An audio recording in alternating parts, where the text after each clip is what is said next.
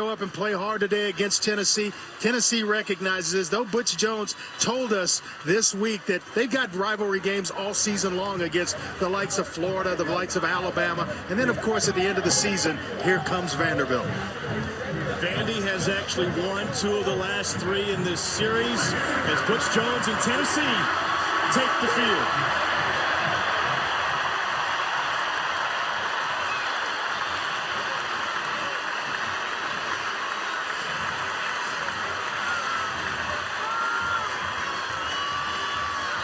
Commodores haven't won consecutive games in Knoxville since 1920 and 1922. So they're looking for a chance at history here today. Big picture with this Tennessee program, the growth is evident. Butch Jones calls it building a program brick by brick. And if you look back over the years, where they were versus where they are now, Andre, this could be a team that wins 9 games with a bowl win. The advancement is evident on the field. Yeah, no doubt about it. I think the foundation of every good program, it boils all the way back to recruiting. And that's exactly what Butch Jones has been able to do the last couple of years. The last 2 years in particular, the top 5 in recruiting classes across the nation. He told us this week as well that it's the first time since he's been the head coach that he can go too deep on the offensive line, and every player is a scholarship athlete. So he's awfully proud of that. He's awfully proud of how things have gone and how he has built this program brick by brick. Well, one of the big reasons they've been able to have success on the field this season, the running game. And for more on that, let's take you down to the field as we say hello to Laura Rutledge.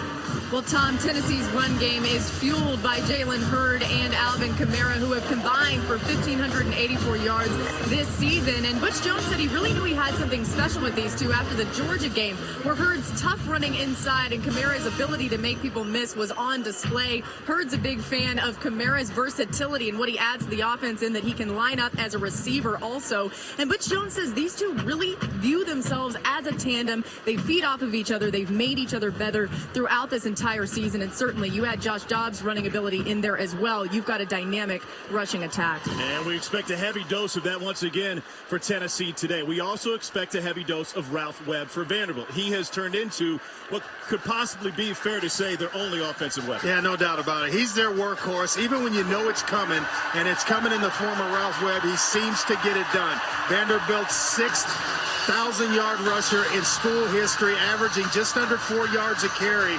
He's their consistent weapon. He brings it each and every day. And a guy that a couple of years ago really couldn't get a break, but took advantage of a new coaching staff coming in here, stole the job, and he hasn't looked back since, Tom. Quarterbacks have been an issue for Vandy over the last couple of seasons. Last week against Texas A&M may have been the low point. Kyle Shermer just 3 of 12 for 19 yards. Johnny McCurry 2 of 4 for 4 yards. Their wide receiving core was depleted by injuries last week. They're looking for playmakers today. We expect Shermer to get the start, and Shermer with extended playing time expected. Return opportunity for Vandy, lost with a slip on this turf, which will be an issue today going forward. Dallas Rivers lost his footing. So Vanderbilt takes the field today with an offense that has struggled all season as we take a look at their starters. Yeah, we just talked about Ralph Webb and how important he is to this Vanderbilt offense. Workhorse back that seems to get it done despite being the team's most consistent weapon. Caleb Scott, they're going to need some plays to be made on the outside edges of the offense, and Caleb Scott certainly can provide that. He's a deep threat, a guy that has some size at 6'2", 195 pounds. As Vandy offense has a grand total of 16 offensive touchdowns this season. In comparison, Alabama's Derrick Henry has 21 of his own.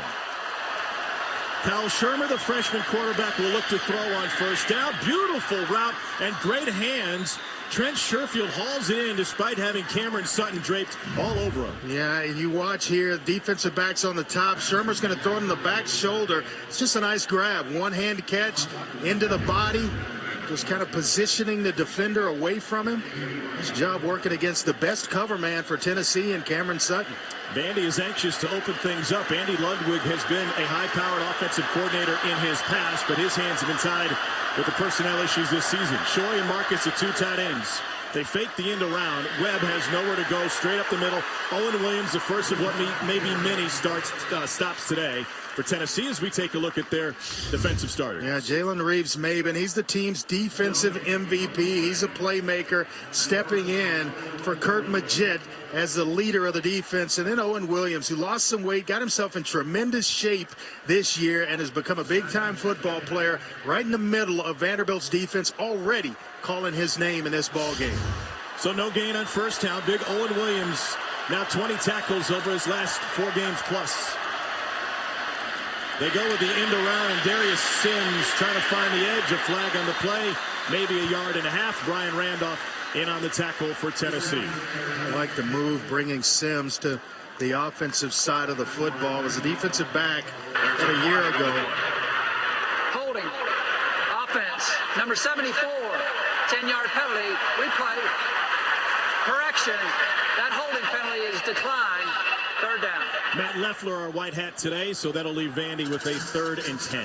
Yeah, and then just tying up the Sims conversation. He was a defensive back a year ago. They needed a spark. They used him in the return game, and he was so electric there that Derek Mason said, hey, we need to put this kid on offense. So he moved the kind of slot/running back type position for Darius Sims, and he's been able to help the offense.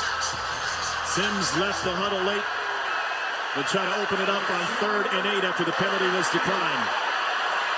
Man coverage for Tennessee. Shermer facing a blitz up the middle. Lets it go over the middle, incomplete. Slippage at midfield for a pair of Vandy receivers.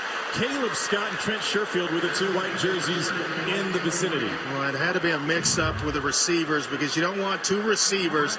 You like spacing, kind of like on a basketball court. You have to have spacing. Otherwise, one defender can cover 2 receivers when they're that close together.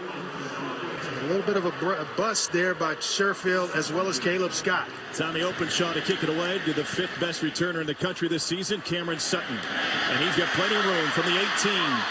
Bust through the middle. Sutton's got the dashes to the outside and brought down by an ankle by the punter, Tommy Openshaw. Oh, what a tackle by Openshaw. He didn't wait for Cameron Sutton. If he waits, it's over. Watch the first move. You make the first one miss, pick up a block, and he's so dynamic in their punt return game, averaging over 17 yards per punt return. But, boy, you got to credit Openshaw with a great tackle attacking Cameron Sutton and bringing him down in the open field. 44-yard punt, 26-yard return, and now Joshua Dobbs takes control for Tennessee. Great field position. He's flanked by Jalen Hurd, and Hurd on the first carry carries some Vandy defenders with him. It's a gain of 6 on first down. Darian Herring the stop.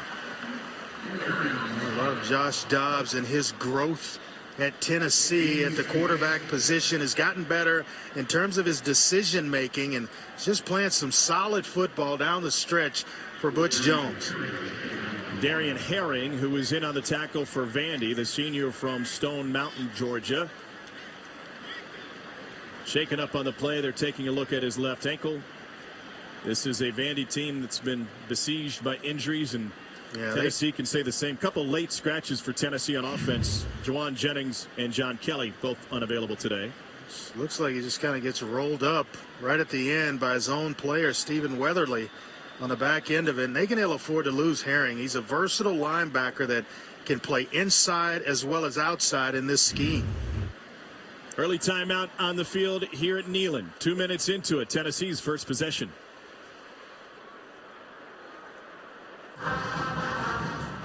And now for today's Aflac trivia question. Tennessee and Vanderbilt had their first meeting in 1892.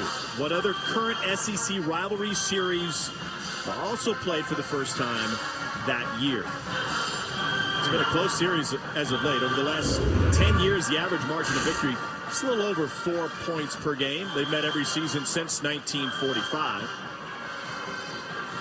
Vandy got off to a great start in this series. 1927. They had 19 wins against 2 losses and 3 ties, and then some guy by the name of Neyland showed up in Knoxville and things changed. Had a pretty good run as of late as well. The last 2 out of 3 years, Vanderbilt's won this football game. So the last 2 out of 3 meetings. So that's when you talk about rivalry games and throw the records out. Doesn't mean a thing on game day in this one. Herring getting the ankle tape. Next man up for Vandy. 2nd and 4 now. Dobbs looking over the middle. Passes on point, complete to Josh Smith. Smith fights for another yard or two. Did not have a catch last week against Missouri. Jakari Thomas, Herring's fill in with the tackle, a gain of 12. Yeah, Smith, a good slot receiver, came back this year after taking a medical redshirt last year at a season-ending knee injury against Oklahoma. And boy, has he been special this year, bouncing back from that knee injury. 1-2 punch in the backfield, as Laura mentioned. Hurd and Alvin Kamara for the first time. Kamara motions out. They swing it to him behind him. Able to make the adjustment. Kamara has a sideline and a first down and a hurdle. Wow. Whoa. Willie Gault style. Kamara forced out of bounds at the 20, a gain of 18. Well, the timing of this play is what makes it. The play fake and then immediately get the ball in a playmaker's hands in space and allow him to work. And then it's just pure athletic ability after the ball is in Alvin Kamara's hands. And an opportunity for Hurd. Ducks inside, bounces outside. Jalen Hurd's a big fella. 6'4", 240 pounds. He loves to bounce it outside. Here are Tennessee's starters on offense. Yeah, Jalen Hurd, he's the workhorse of this team. Leads the team again with over 1,000 yards this year. And then Von Pearson is a guy playing in his last year, second year in the program after leading all JCs in 2013 with 93 receptions. He is a playmaker on the outside. There goes Kamara again. They fake it to him and look to the end zone. Wide open. Touchdown. Tennessee. Von Pearson on cue. 17-yard strike to the 24-year-old.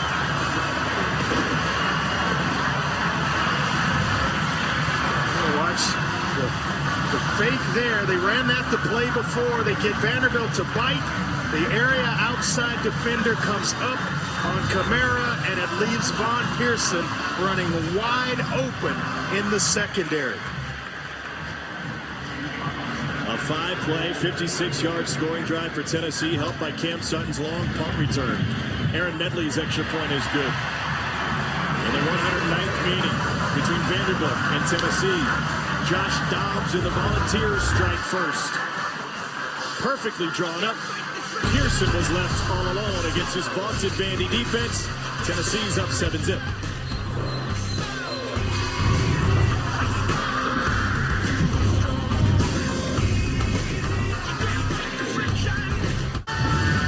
Tennessee able to score first on this play.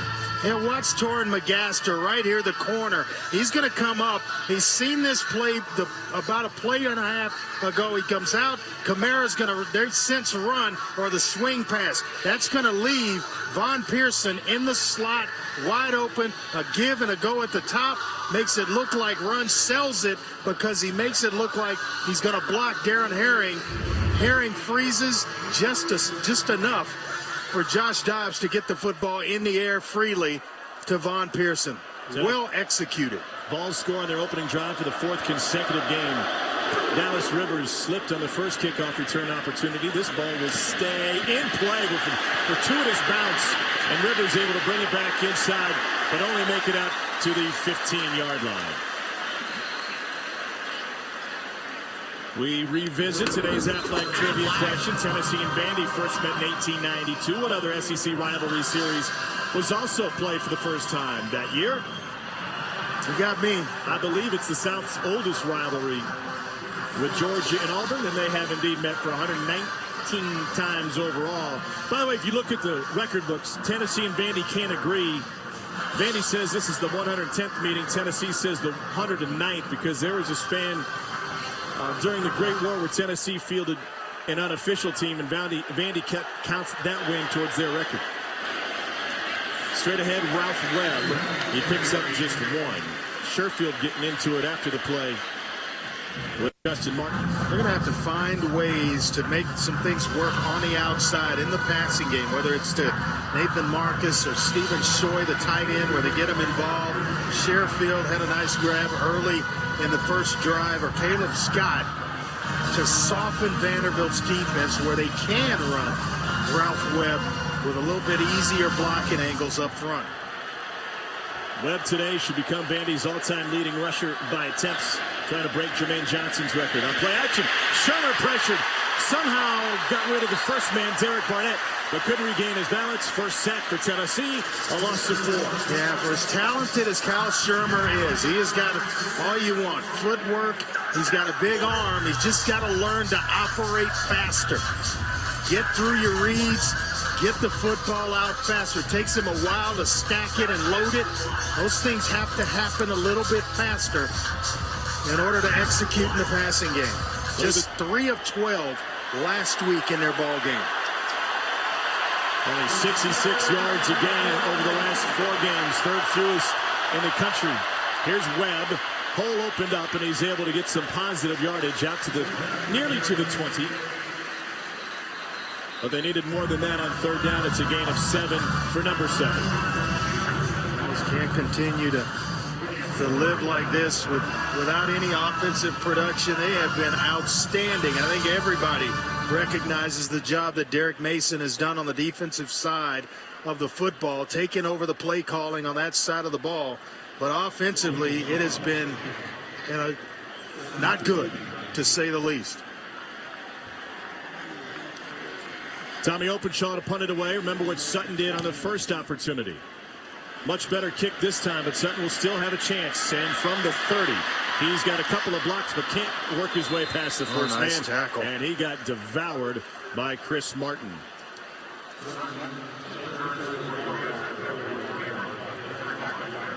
$9:16 to go in the first quarter. Getting it ready on game day on Rocky Top. Texas A&M LSU tonight at 7:30 on the SEC ESPN Network. SEC Network Football is brought to you by TrueCar. The future of car buying is here. Visit TrueCar.com. 19 seniors honored before the game today. Consecutive Bulls under the same head coach for the first time since 06-07, and they're looking for the first 5-game win streak and first 8-win season since 2007. Butch Jones spoke lovingly about this class and what they mean to the program earlier this week. For more on the Vandy sideline, let's go back down to the field on Laura. Tom, Derek Mason and his defensive staff are not happy with communication from this Vanderbilt defense, saying that the last time they were out there, they weren't lined up correctly the entire time. Mason saying we won't have a chance unless we get the call, and specifically challenging Oren Burke. So let's watch what he does on this drive. All right, Laura, thank you. They've been so good defensively this season. 14th in the country, giving up only 18 points a game. The defense is the strength of Derek Mason's squad. Kind of uncharacteristic of allowing a touchdown on that last drive to Tennessee. They've been automatic in the red zone. A shutdown defense when opponents get close. Kamara back in the game. They go right back to him, and it's off of his hands. Just a hair short. The knock on Dobbs, a deep ball inconsistency, and that one could have been 6. Here's how Vandy has improved. And we go back to the Tennessee game last year when Derek Mason took over play calling duties. He simplified things. He said we had 4 base defenses. We had 4 nickel defenses. Just let the guys play. When you see the production, 36% of the time, teams score touchdowns. He's turning them away in big fashion, and I think there's little doubt that there's a lot of respect in the SEC for what Vanderbilt has done on defense. First in the SEC and getting off the field on third downs at 26%.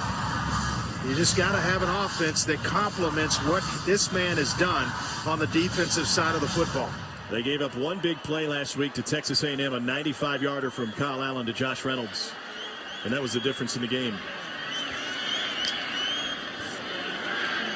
Dobbs going to the air early and often today. Finds another running back. This time it's Hurd on the left side. So they've worn out Kamara on the right side. Back to Dobbs on the left side. And he takes it for 14 into midfield. It's just so tough on defenses when you have running backs and throw in as well the quarterback Josh Dobbs that can all make plays as elite runners, and then you get this guy right here in Josh Dobbs spreading the football around. Kamara as well as Hurd on the field together. You don't know if you're going to get run on or they're going to throw the football and get him in space. 3 for 4 start for Dobbs, looking to improve on it. 3-man route, and now Hurd joins the route, and he's open again. Jalen Hurd out of the backfield for his second consecutive catch. Why is that so hard to defend with those guys becoming receivers? Well, you don't know if it's run right there, and you have to take a step up. You see the linebackers take a step up. That allows Hurd to continue on through, outflank the defense. So they make it look like run. Once you step out of position, Josh Dobbs has got enough touch to get it over the top, out in space to either Hurd or Kamara. So a fresh set of downs for Tennessee after that 12-yard gain. Dobbs trying to react to the low snap. He takes off. Busted play turns into a big play for Tennessee. And Josh Dobbs rumbles to the 12. Andrew Williamson forces him out of bounds after a 25-yard run. Boy, the way they use him, it just reminds me so much of when Cam Newton was at Auburn, the power quarterback runs. And you see here, even dropping the ball, that still allows the blocks to establish themselves down the field. And boy, he can drop back and put something on the football as well. Great touch in the passing game from Josh Dobbs. Kamara, a threat in the backfield. He has 10 touchdowns over the last 5 games. Dobbs keeps it, has a blocker in front of him, and able to push that pile to the 5. Zach Cunningham, who's been magnificent for Vanderbilt, and on the stop for the Doors. And 93 tackles for Zach Cunningham. He is having an all-SEC type season. He's playing the best football on the defense right now. He's their MVP on that side of the ball.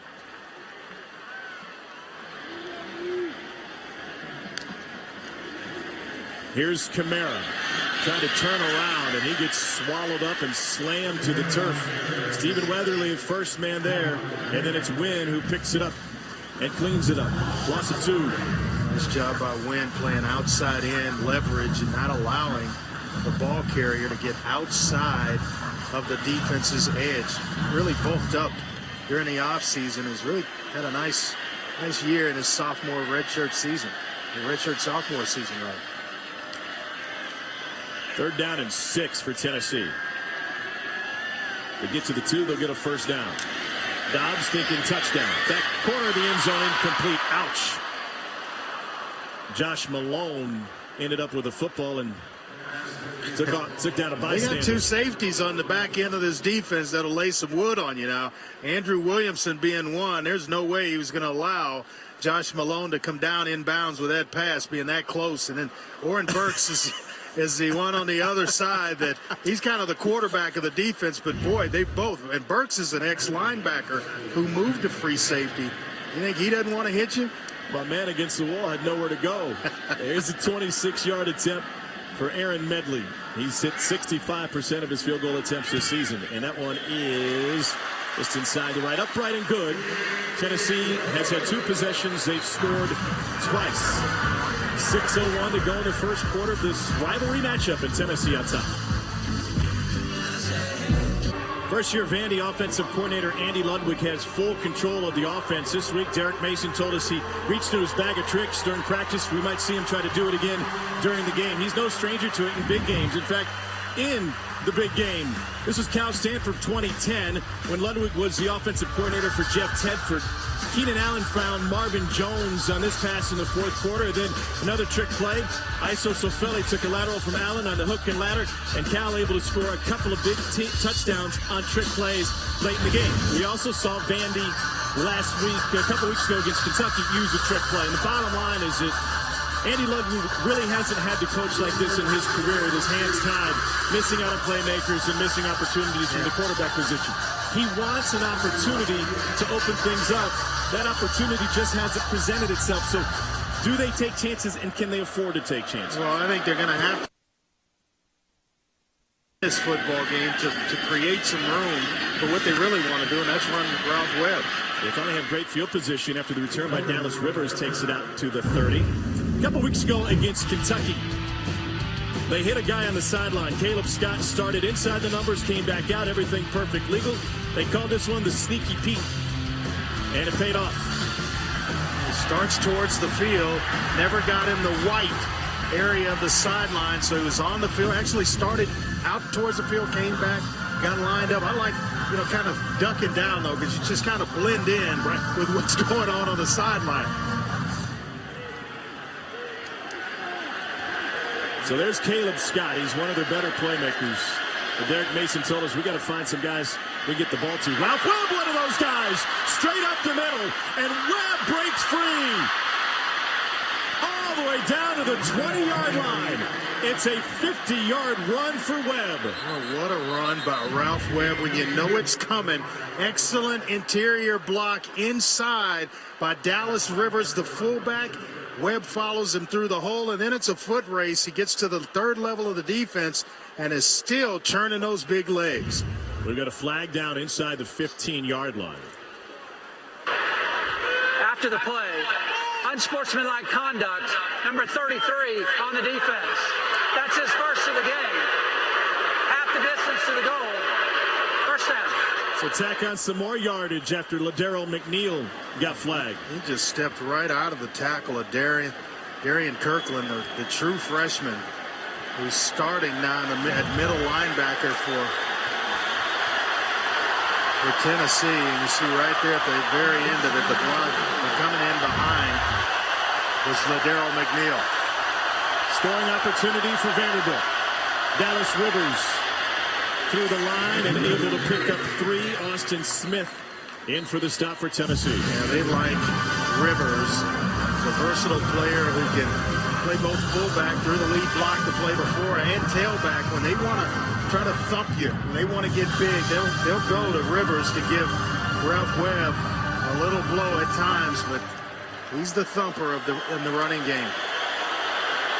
106 plays since Vandy last scored. Room on the outside for Darius Sims, and he's in. 7-yard touchdown plunge for Sims, his first rushing touchdown of the season. And the junior from Memphis has Vandy on the board. They did it with Ralph Webb, a nice long run. They soften you up with Dallas Rivers to make you think they're going to pound it. And then they bring the smaller changeup back in the game in Darius Sims to try to get speed to get the outside. And he got just enough, Tom. Here's Tommy Openshaw for the extra point.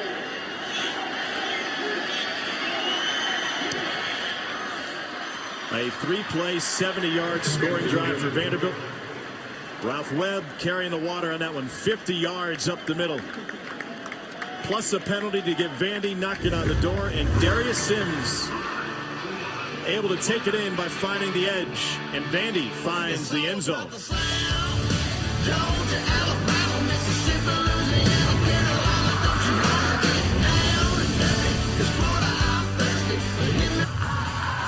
On the banks of the Tennessee River inside Neyland Stadium, where the Volunteers lead 10-7 over Vanderbilt. Let's head out of the field and check in with Laura. Well, Tom, Evan Berry may lead the nation in kickoff returns, but he still gets nervous every time he's back there because he says he doesn't know what's going to happen. Here's what he's going to look for, though. He judges the hang time of the kick and also wind direction. He also will take a couple knees to see if he can get the kickoff team relaxed, and then they don't cover down all the way. They want him to have his momentum going forward. He catches the ball like an outfielder. They call it stealing 5 yards. See if Evan Berry will get an opportunity. 3 kickoff return touchdowns this season. He's tied Willie Galt for the school record, and they're going to keep it away from him. Somebody's got to cover it, though. Free ball outside the 20. Scooped up by Berry. And Berry, wow. This guy is unbelievable. They tried to kick it away from him, and he's still able to scoop it up and take it out to the 34-yard line. Take a look at greatness that Evan Berry has been compared to. Opening kick against Kentucky for the speedster and the track star Willie Galt. Untouched against Kentucky, Evan Berry barely touched him. Willie Galt, one of the best track stars of our time, but first in a Tennessee uniform, and Berry paying homage to him with 3 kickoff returns for a score. His dad, James, played on some of those same Tennessee teams that Galt did back in the early 80s. Jalen Hurd with the carry. And he picks up 3. Fast individuals. Yes, yes. Those couple of clips that we watched. Willie Galt, one of the fastest to ever put on a pair of cleats. And then this guy here, he runs with toughness, able to break tackles, and then he has the speed to turn it on at the end to take it to the house for you. Dobbs lets it go and finds his man, Von Pearson, who has a touchdown today. Takes it past the 50. I've been really impressed with the patience of Josh Dobbs in the passing game. They're not really forcing the run. With Hurd and Kamara, it's been the passing game that's opened up some nice running alleys for Tennessee. Hurd, following his blockers, gets bear hugged after a gain of 2. Diallo was there to make the stop, his first. We were concerned about Vanderbilt defensively. Solid across the board, and they play with great leverage. They're not afraid to play man coverage to get extra defenders around the line of scrimmage to really complicate how you're going to run the football. That's a credit to their great defensive backs. Dobbs looks left, comes back right, deep ball, man coverage, incomplete. Boy, well played by McGaster. You see him put his body into the receiver, Josh Smith, and just ride him towards the sideline without interfering. Watch this. He's the team's best cover man. But right here, never takes his eyes off him. Got a feel for where Smith is with his back, and then the pressure of Caleb Azubike getting to Josh Dobbs. Well, that's just good defense on every level. It leaves 3rd and 8 for Tennessee.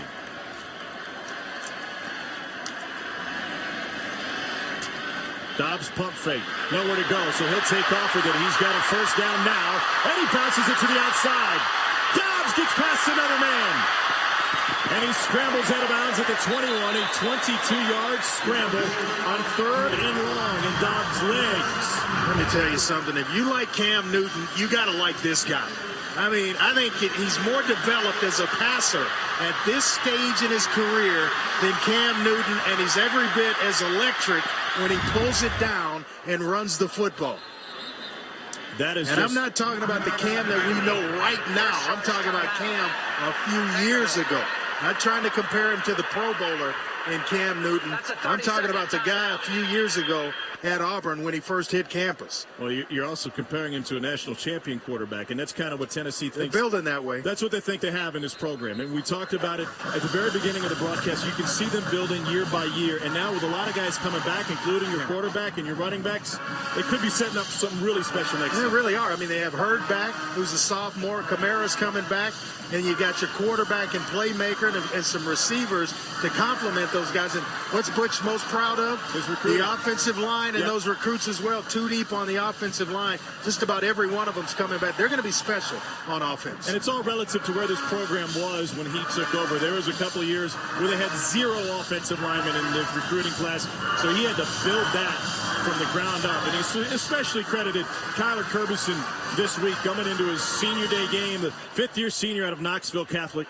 Here's a guy who stuck with the program, who grinded it out day in and day out, and now he's a starter on a great Tennessee team. 3:15 to go in the first quarter. Tennessee averaging nearly 9 yards a play. 8 of their 18 plays have gone for 10 yards or more. Here's Hurd trying to sift his way through a tight window. He can only find a couple of yards. Nice job up front by Landon Stokes, who made the move from defensive end to outside linebacker this year. He's still a young player, just a sophomore, but a 4-year starter in high school at 4 different spots. Defensive end, linebacker, wide receiver, tight end. Good all-around athlete. He's battled shoulder injuries throughout his career, even his high school career. They get it to the outside. Nice. Ralph David Abernathy, the Cincinnati transfer, and he gets dropped for a loss. Arnold Tarpley is there. Loss of 2. And the thing about this, we were talking about this yesterday, you and I. There are a lot of players returning on Vanderbilt's defense, and here's one who's just a true sophomore, and Arnold Tarpley. They're going to graduate Andrew Williamson, who I told you earlier is a hitter on the back end, but Tarpley, Ryan White, they are set across the board on all levels of this defense for Vanderbilt next year. Dobbs lets it go in zone. Coverage is there, and it's almost picked. We got a flag on the play. That was pinball between a couple of different Commodores. Andrew Williamson and Torrin McGaster had it in his grip. Boy, and they have got to force turnovers. It's one of the things that Derek Mason told us. Pass interference on the defense, number 5. 15-yard penalty, automatic first down. Redshirt junior from Daphne, Alabama, Torrin McGaster gets flagged. What a great game against Tennessee right there. Got to let him go. You have help inside. Go ahead and pass him off. But he had a great game against Tennessee a year ago. 2 interceptions in the season finale last year. So he's trying to make some plays outside on the edges. He's made one already in this ball game. Dobbs Quarterback draws straight up the middle. Runs over a man. And into the checkerboard. He popped Darian Herring. Took it himself, a 6-yard touchdown run for Josh Dobbs. So powerful in the run game. 6'3", about 210 pounds. Going to add a little more weight this offseason. But, boy, when he gets going downhill, and one, you got to have the want to run that play, that quarterback. To go between the tackles, it takes a little courage to suck it up and go through there, and Josh Dobbs has it. Josh Dobbs carrying the load on that drive. 8 plays, 60-yard drive. 28 of those yards came credit to the legs of Joshua Dobbs. A 3rd down run, and then this touchdown run on the draw. Nice job of blocking inside Ethan Wolf, the tight end. A couple of big guys inside, Dylan Wiseman. And here's the reaction from the offensive coordinator, Mike DeBoer.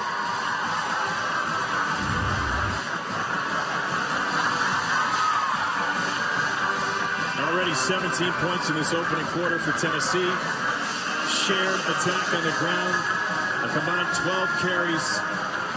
Dobbs has 60 yards. Hurd and Kamara 16 apiece. And Hurd and Kamara have both caught a couple of passes to add to their overall total yards as well to help out, which I think has softened up the middle of Vanderbilt's defense. When you can make plays on the edges, that gives the power quarterback run game an advantage because you take defenders out of the box to defend against that, and that leaves some better blocking angles for the offensive line and some nice holes for that young man right there, Josh Dobbs. 3 possessions for Tennessee, 3 scores. Vandy only allows 18 points a game. They've already surrendered 17 in this opening quarter. Aaron Medley will kick it off. Dallas Rivers back to return. From the goal line, it's Rivers. Good block. And Rivers stoned at the 20. Celebrating its 11th year, sponsoring the Good Hands Field Goal Nets. All-State makes contributions to participating universities' general scholarship funds for each field goal and extra point kick. Since 2005, All-State has donated millions in scholarship funds. Tom Hart, Andre Ware, Laura Rutledge here at Neyland Stadium today. Regular season finale. Tennessee headed to a bowl. Vandy could be headed to a bowl. There will be some 5 and 7 teams bowling this season. 80 bowl spots, 75 teams currently bowl eligible. Virginia Tech and Indiana today earned that mark as Frank Beamer won his regular season finale. And Justin Fuente, the Memphis coach, reported to be replacing Beamer in Blacksburg next season. That's important to Tennessee for a matter. I'll tell you why in a moment as Webb spins his way and picks up 4. The first big game Justin Fuente would coach in as the Virginia Tech head football coach would be the battle in Bristol, the game between Tennessee and Virginia Tech at Bristol Motor Speedway, September 10th of next season. Wow. Good football coach. Had a heck of a year at Memphis. They went off on offense today. Paxton Lynch throwing 7 touchdown passes in their game against SMU, but we're going to miss Justin Fuente. Good football coach. When he had 7 touchdown passes, he had 9 total completions at that point to 7 different receivers. Oh, boy. Those are Andre Ware type numbers. No. Here's Rivers. Hard-fought yardage for Dallas Rivers, and Vanderbilt has found some opportunities straight up the middle against Tennessee today. That time a gain of 8. And it's usually Owen Williams who's expected to have a big game. You see him here. Want to maybe get down in his stance a little bit late. Khalil McKenzie is a player inside, a true freshman they like a lot. 5-star recruit who was entered college as a #1 recruit in the country by a lot of publications. Late getting in his stance there and paid for it with a run by Dallas Rivers. Webb the lone back. They give it on the end around, and there's room straight up his side. Wow. Vandy's getting a little creative. Trey Ellis, a wide receiver with the first carry. That one goes for 19. And a walk-on who was the team's punt returner a year ago. They're just trying to get some speed on the field to take advantage of Vanderbilt thinking inside with Ralph Webb and Dallas Rivers, and we've seen it on 2 occasions where Sims has scored the touchdown. They get a speedster there, and then they try to get the edge with Trey Ellis. on the outside whose father played at Florida.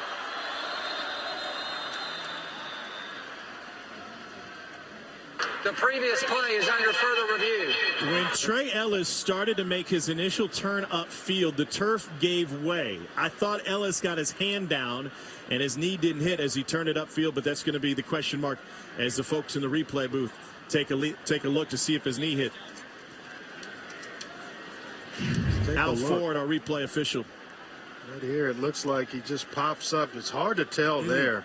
I don't know. I saw a divot right at the I think I saw exactly what you were just talking about. I don't know. That's tough. The field conditions have come under heavy scrutiny here in East Tennessee. Remember, the ruling on the field is where the ball is currently spotted. So we'd have to take indisputable video evidence. And I think he's still up. Yeah, I think that divot we saw was from the cleats, not the knees. It's the cleats and his hand maybe pushing right there. So you think you see some room between? I think I see just a smidget of light between his knee and the actual turf. After review, the ruling on the field stands. First down. 19-yard gain for Trey Ellis. I mentioned that the turf has come under heavy scrutiny here in Knoxville. It was really in bad shape when we were here for the South Carolina game. The turf was a little wet. Players on both sides had trouble with their footing. Jimmy Hyams, a local radio announcer, wrote a scathing article last week detailing exactly what the issues were with this field. And you just hope that it's not a safety issue going forward for these players. But we have seen some slippage already today. Shermer to throw. Looking deep. Man got a step. And that is into the breadbasket and complete to Caleb Scott. Somehow it dropped into his hands. Well, what a nice throw by Kyle Shermer. That's the end of the first quarter. To the speedster, Caleb Scott. Watch the concentration. They switch responsibilities, let him go outside on a 9 route, and just concentrates with 2 defenders barreling down on it. Scott hauls it in for a gain of 36, and that's how the first quarter comes to a close. A big play for Vandy. They're looking to score again on Senior Day in Knoxville.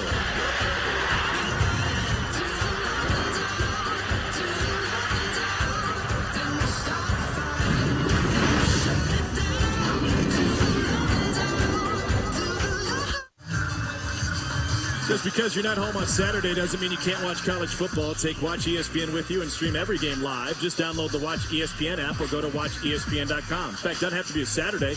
We had a fantastic Thanksgiving dinner with our crew last night in Knoxville's Old City. What a good time. Yeah, we watched TCU win in 2 overtimes, had a bunch of phones lit up.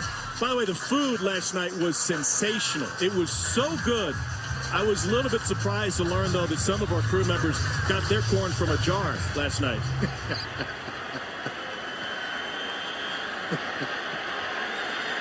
Oh, boy. Kyle Shermer at quarterback for Vanderbilt. He's hit on 2 of 3 for 47 yards. We start the second quarter with Tennessee holding on to a 10-point lead. Here's Darius Sims. And Sims back to the outside. He's in again. Second touchdown run for Darius Sims. Ball came out late after he was over the goal line. It's a 12-yard touchdown run to open the second quarter. Chippiness ensues. Another flag on the play. This one down at the 2.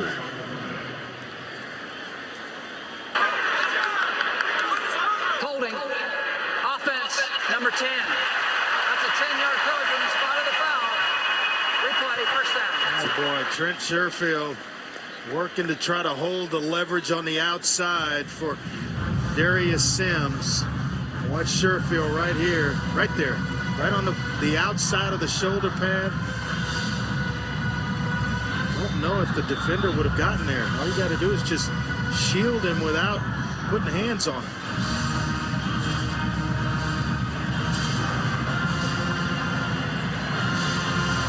So instead of a 3-point game, Vandy's backed up.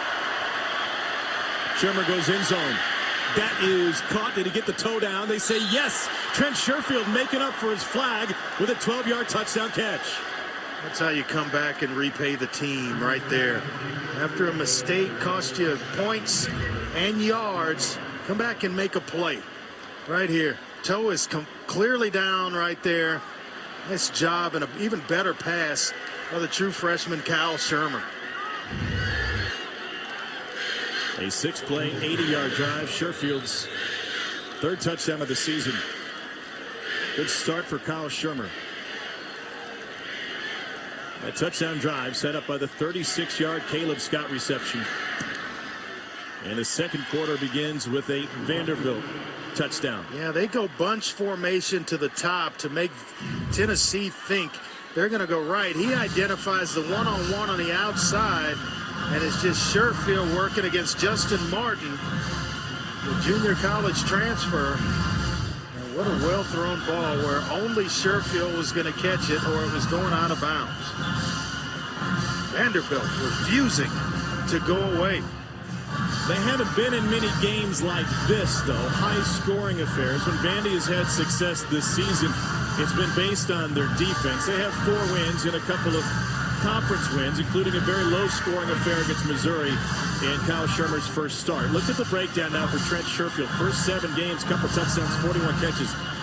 It's his first touchdown since September 19th because what Derek Mason asked Andy Ludwig to do offensively was devise a game plan to keep us in the game, to be conservative, to try and control the clock if you could, but basically let our defense win games. Well, your defense won't score. You know, not in the majority of games that you play, and you got to have offense that puts points on the board. And it's because Andy Ludwig has opened things up in the final week of the season that Vanderbilt's been able to put up 14 points to this point in the game. A punch kick to keep it away from Barry. And Tennessee will once again have great field position out to the 40-yard line. Crowd reacting to some activity after the whistle. Ryan White mixing it up a little bit with one of the Tennessee players. So back to the field for Joshua Dobbs. 6 of 9 for 71 yards and a touchdown thus far today. Over his last 17 starts, Tennessee is 12-5, getting nearly 33.5 yards per game. Today, he's carried the ball 4 times for 60 yards and a score. He's top 10 in school history already in attempts, completions, and yardage. Hurd to the outside. Oh, what a tackle. Picked up 3. This kid's not all SEC. At the end of the season, they ought to just stop, putting players on teams. Zach Cunningham is as good as there is in the entire SEC at his position of linebacker, inside linebacker.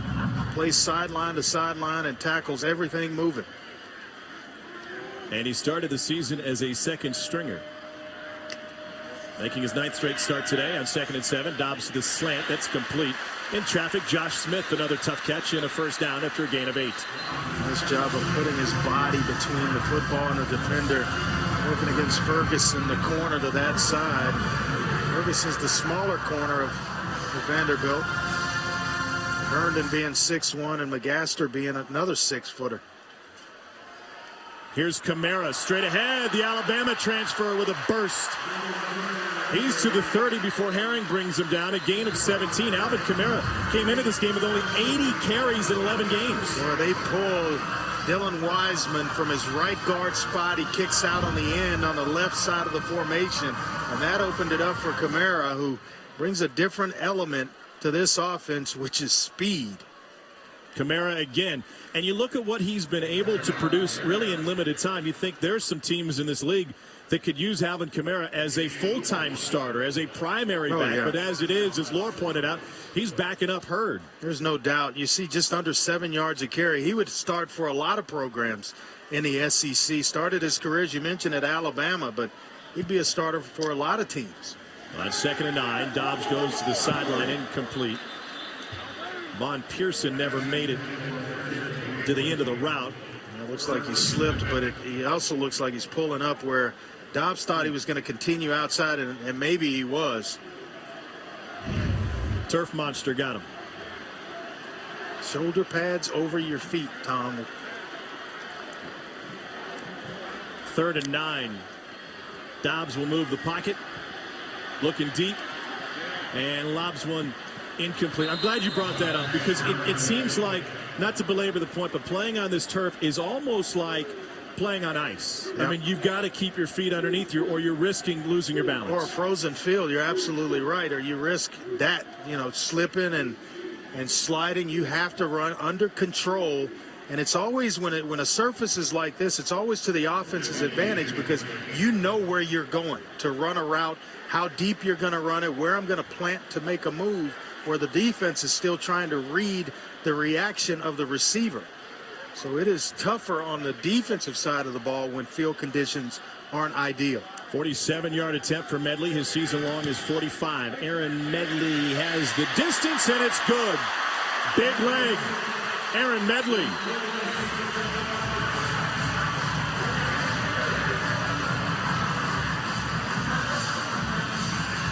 Would have been good from 57. Aaron Medley almost kicked that one to South Knoxville. South Knoxville, underrated.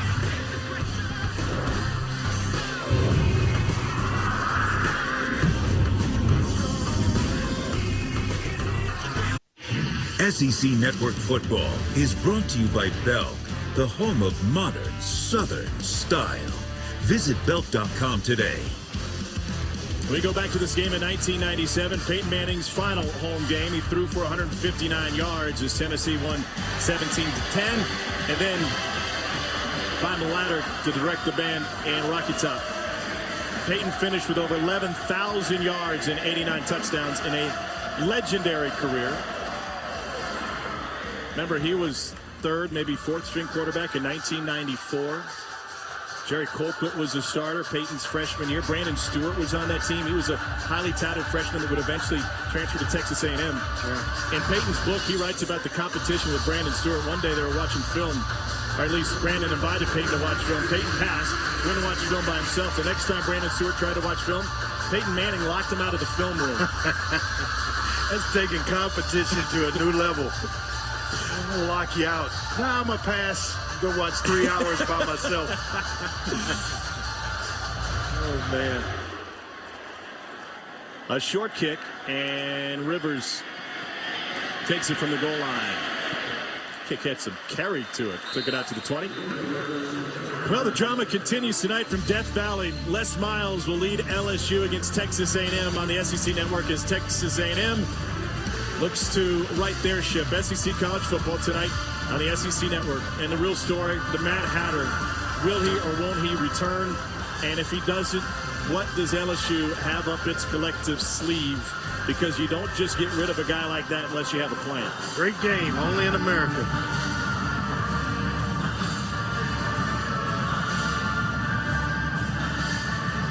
Kyle Shermer back to work.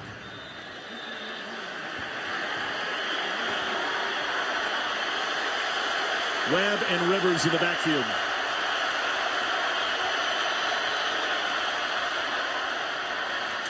Ralph Webb takes it to the 25, a gain of 5.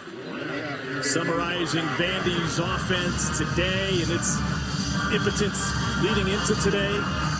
First time in 88 possessions that Vandy has scored a touchdown on consecutive drives. You have to go back to the Middle Tennessee game October 3rd. By the way, Vandy was the homecoming opponent for Middle. I'll tell you what, holding Tennessee to just that field goal, huge for Vanderbilt, because a score here and a third possession would give them the lead in this football game. Webb, once again, room up the middle for Ralph Webb and Vandy. That one goes for 7 yards. I'll tell you what, this late in the season, he is still showing some tremendous quickness and the ability to engage defensively. I've watched tons of film on Ralph Webb, and I don't know that I've appreciated his game as much as I have in today's ball game against Tennessee, and the willingness to come downhill right at Tennessee and engage the defense. They go back to the well. Webb again. Why not, right? Just feed him till he burps. Tell you what, and he's the type of player that if I'm the head coach, if I'm Derek Mason, he takes himself out of the game. You need a blow, that's when you come to the sideline. Be smart about it. Don't overexert yourself to where you're tired and you put the ball on the ground. But when you feel the need to come out of the ball game, you're our best offensive weapon. Let me know when you need a break. 4 more carries in a break. Jermaine Johnson's 1995 single-season record of 267 carries in a year. Hard-fought yards there, able to get only 2, and that's going to leave 3rd and 2. I wonder 3rd and 2 at this spot on the field is maybe this is an opportunity that Andy Ludwig would take and trying to open up a little bit, take a chance. Or is this game being played out now that he's going to be more conservative? I think they try to get the edges, maybe with Webb since they're leaving him in the ball game. And it's certainly not a 4-down situation where it is now. Maybe closer to midfield. I would think Derek Mason may think that way, being in a position where they can get to 5, get 5 wins and leave it all on the field, but not here. Webb stuck at the line of scrimmage. 3 consecutive runs for Ralph Webb. I really thought they would run Shermer. The play before, everybody's crashing down inside to stop the run. You see it here. Imagine if Shermer, who nobody in the stadium thinks is going to pull it out after showing it to Ralph Webb, you pull it, he basically would have walked to the first down mark. And to correct myself, that was the 5th consecutive carry for Webb. Open shot to kick it away. Cameron Sutton's got a big return under his belt already today. Tennessee nearly got to that one. Sutton lost his balance and then he gets swallowed up. Footing we got a again. flag down. 48-yard punt, only 2 on the return. When Sutton tried to turn upfield, he went under the side. And Burks with a nice special teams tackle. I don't know if there was a block in the back here or a hold.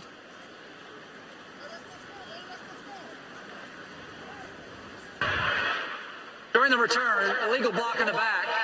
Number 30 on the receiving team. Half the distance. First down. Timeout. Devin Williams flagged to cost Tennessee some yardage. Trying to make it happen for Cameron Sutton. Instead, minus yardage for the Vols.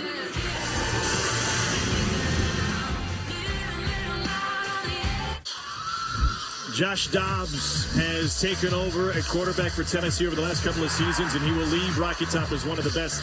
Today, he's been working against Vandy's vaunted defense. Yeah, he's done it with his legs, as you see here. Just really carving up the defense when he pulls the ball down. Himself into the end zone with a touchdown run. He's also thrown a touchdown pass to Von Pearson. He has been the story offensively for Tennessee, and they need him right now with this field position. They're backed up, and they go to Jalen Hurd on first down, and he takes it to the 10 for a gain of 3. And this is an opportunity, Tom, for Derek Mason to really get aggressive and play downhill. When you have a team backed up, they're basically going to play some conservative football here to take care of the ball. They don't want to turn it over. You have an opportunity to really get maybe more players in the box and come after Josh Dobbs.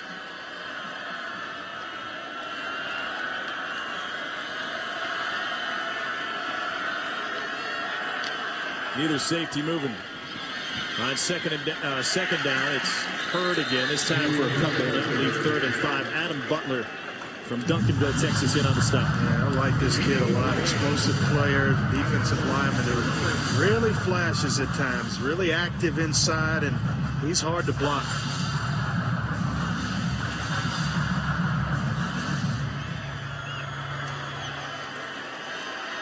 So 3rd and 5. Remember, Dobbs covered a 3rd and long with his legs earlier this game.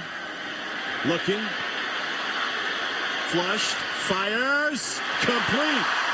He found Smith again. Another Tennessee first down on a 12-yard completion. The sophomore from Knoxville, Josh Smith. Just continuing to grow. The eyes stay down the field. And how about that with pressure barreling down on you, where he places the football to Josh Smith.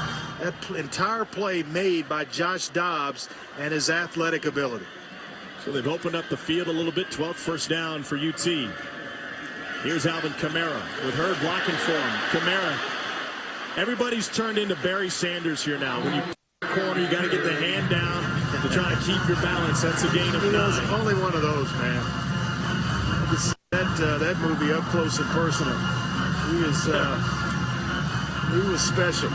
Nice job by Stokes of staying with it as well to bring Kamara down. Second and short. That'll move the chain. Kamara. Lialo with the stop. Watch here for maybe a play fake inside to Kamara and a quick pass. The middle of that field is vulnerable. You hear the tight end on a quick one with the safety creeping up in the box. The speedster Kamara again to the edge. Cunningham and Herring swallow him up. You've been raving about Zach Cunningham for good reason. As a starter coming into today, Zach Cunningham had made 8 starts, totaling 83 tackles in that span, was 16.5 behind the line of scrimmage, and 4.5 sacks with 4 forced fumbles. Yeah, and it really started kind of the last 4 games of last year, and he's really built on those 4 games. Good stop from behind by Arnold Tarpley to come in and cut down Hurd, and it's going to leave 3rd and long. Tarpley goes low. Who's coming high? Zach Cunningham along with Weatherly. They've got some good linebackers. Stokes we talked about. He's a long-rangey player. He's going to add some weight this offseason. Weatherly has really flashed at times, and then much talked about Zach Cunningham, who's just a sophomore and going to continue to get better. Tennessee 3 of 5 on 3rd down. Dobbs incomplete over the head of Von Pearson. Vanderbilt's going to hold and force a punt here with about 6.5 minutes left in the first half. Plenty of time to get the young true freshman Kyle Shermer going again and maybe add to their point total. I don't know what Derek Mason's upset about.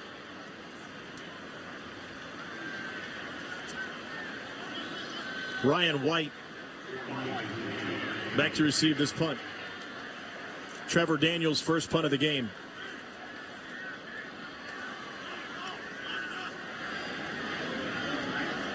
Ten men within 3 yards of the line of scrimmage for Vandy.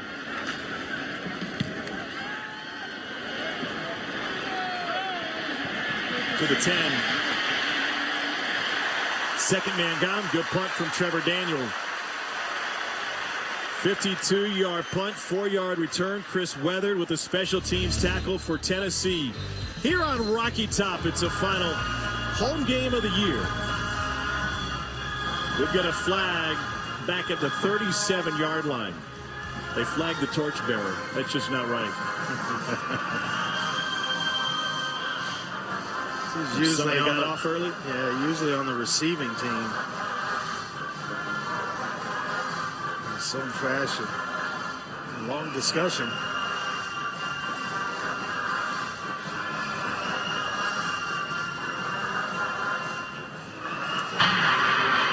Before the ball was snapped, there was a false start on the offense. That was a dead ball foul. It should have been stopped. It's 4th down at the previous spot.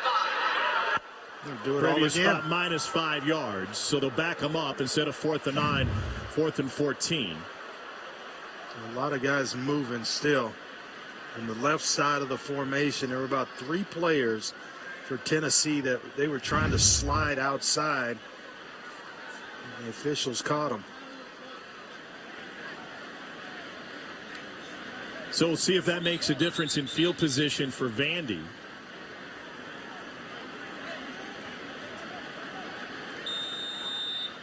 They should have put time back on the clock because the play never should have occurred, but instead it stays at 6:16. But that issue has not been addressed.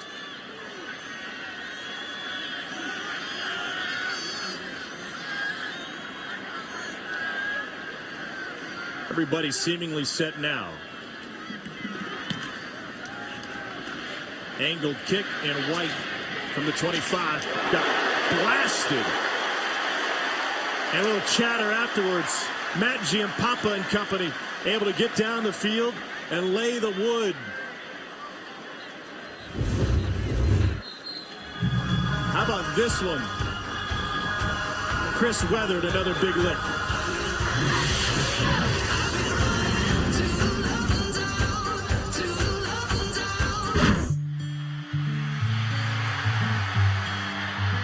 Sterling Shepard, he's in, touchdown. Dobbs sets, fires, intercepted, and It's over. Oklahoma comes from behind and upsets what looked like a sure win for Tennessee. Tennessee squandered a 13-point lead. It is going to be no good. Wide right. Gators win the game. Collins, touchdown, untouched. There's a touchdown. Derrick Henry. This football game is over.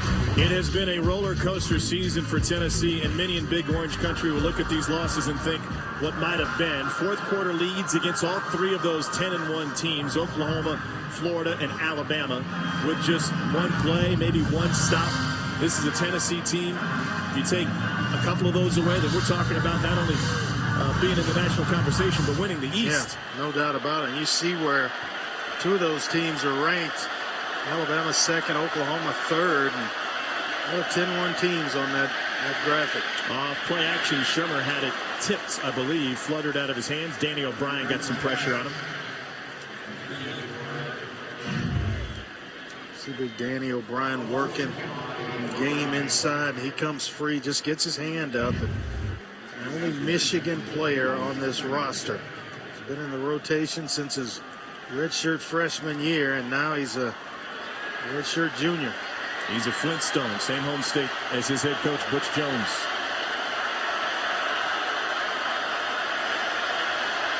Vandy tried to throw it on first down, came up empty, and now on 2nd and 10, back to Ralph Webb. He has carried the ball on 6 of Vandy's last 7 plays. That time, no gain. Derek Barnett with the stop.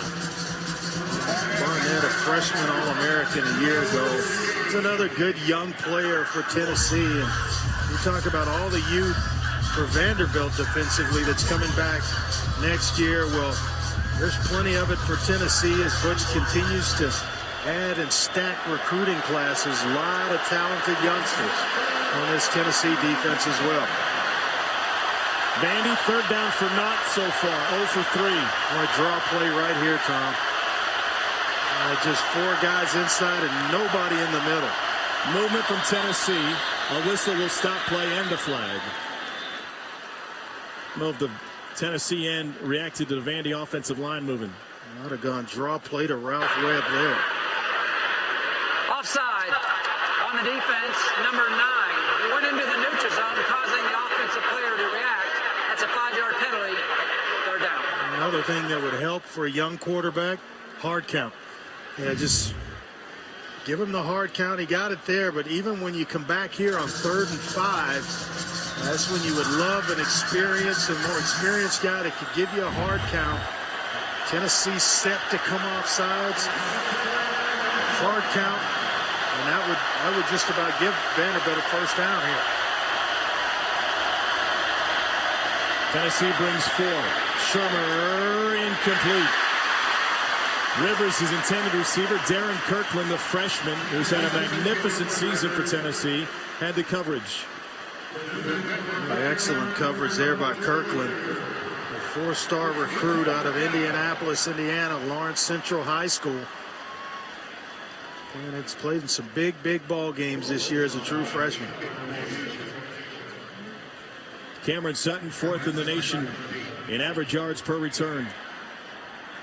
He opened the game with a 28-yarder to give Tennessee great field position. Openshaw tries to get him moving backwards. He does so all the way back to the 14, some slippage. And he turns it upfield. Here's Cameron Sutton, flag down. Sutton breaks free. Flag all the way back at the 20, and Sutton has the sideline, and he'll have 6 if it stands. An 85-yard return for Cameron Sutton, but there's a flag down. Amazing. Already has 1 punt return for a touchdown this year, and I mentioned it earlier, averaging over 17 yards per punt return on the season. You talk about 2 field position changers. It's Cameron Sutton and Evan Berry in the kickoff return game. During the play, personal foul, face mask, kicking team.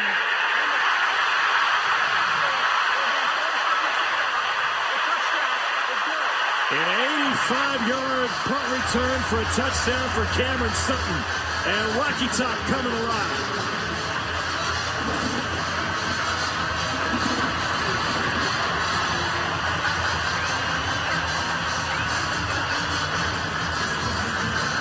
almost always, this is when you see a flag on a punt return or a kickoff return, you think it's on the receiving team. This one happened to be on Vanderbilt covering.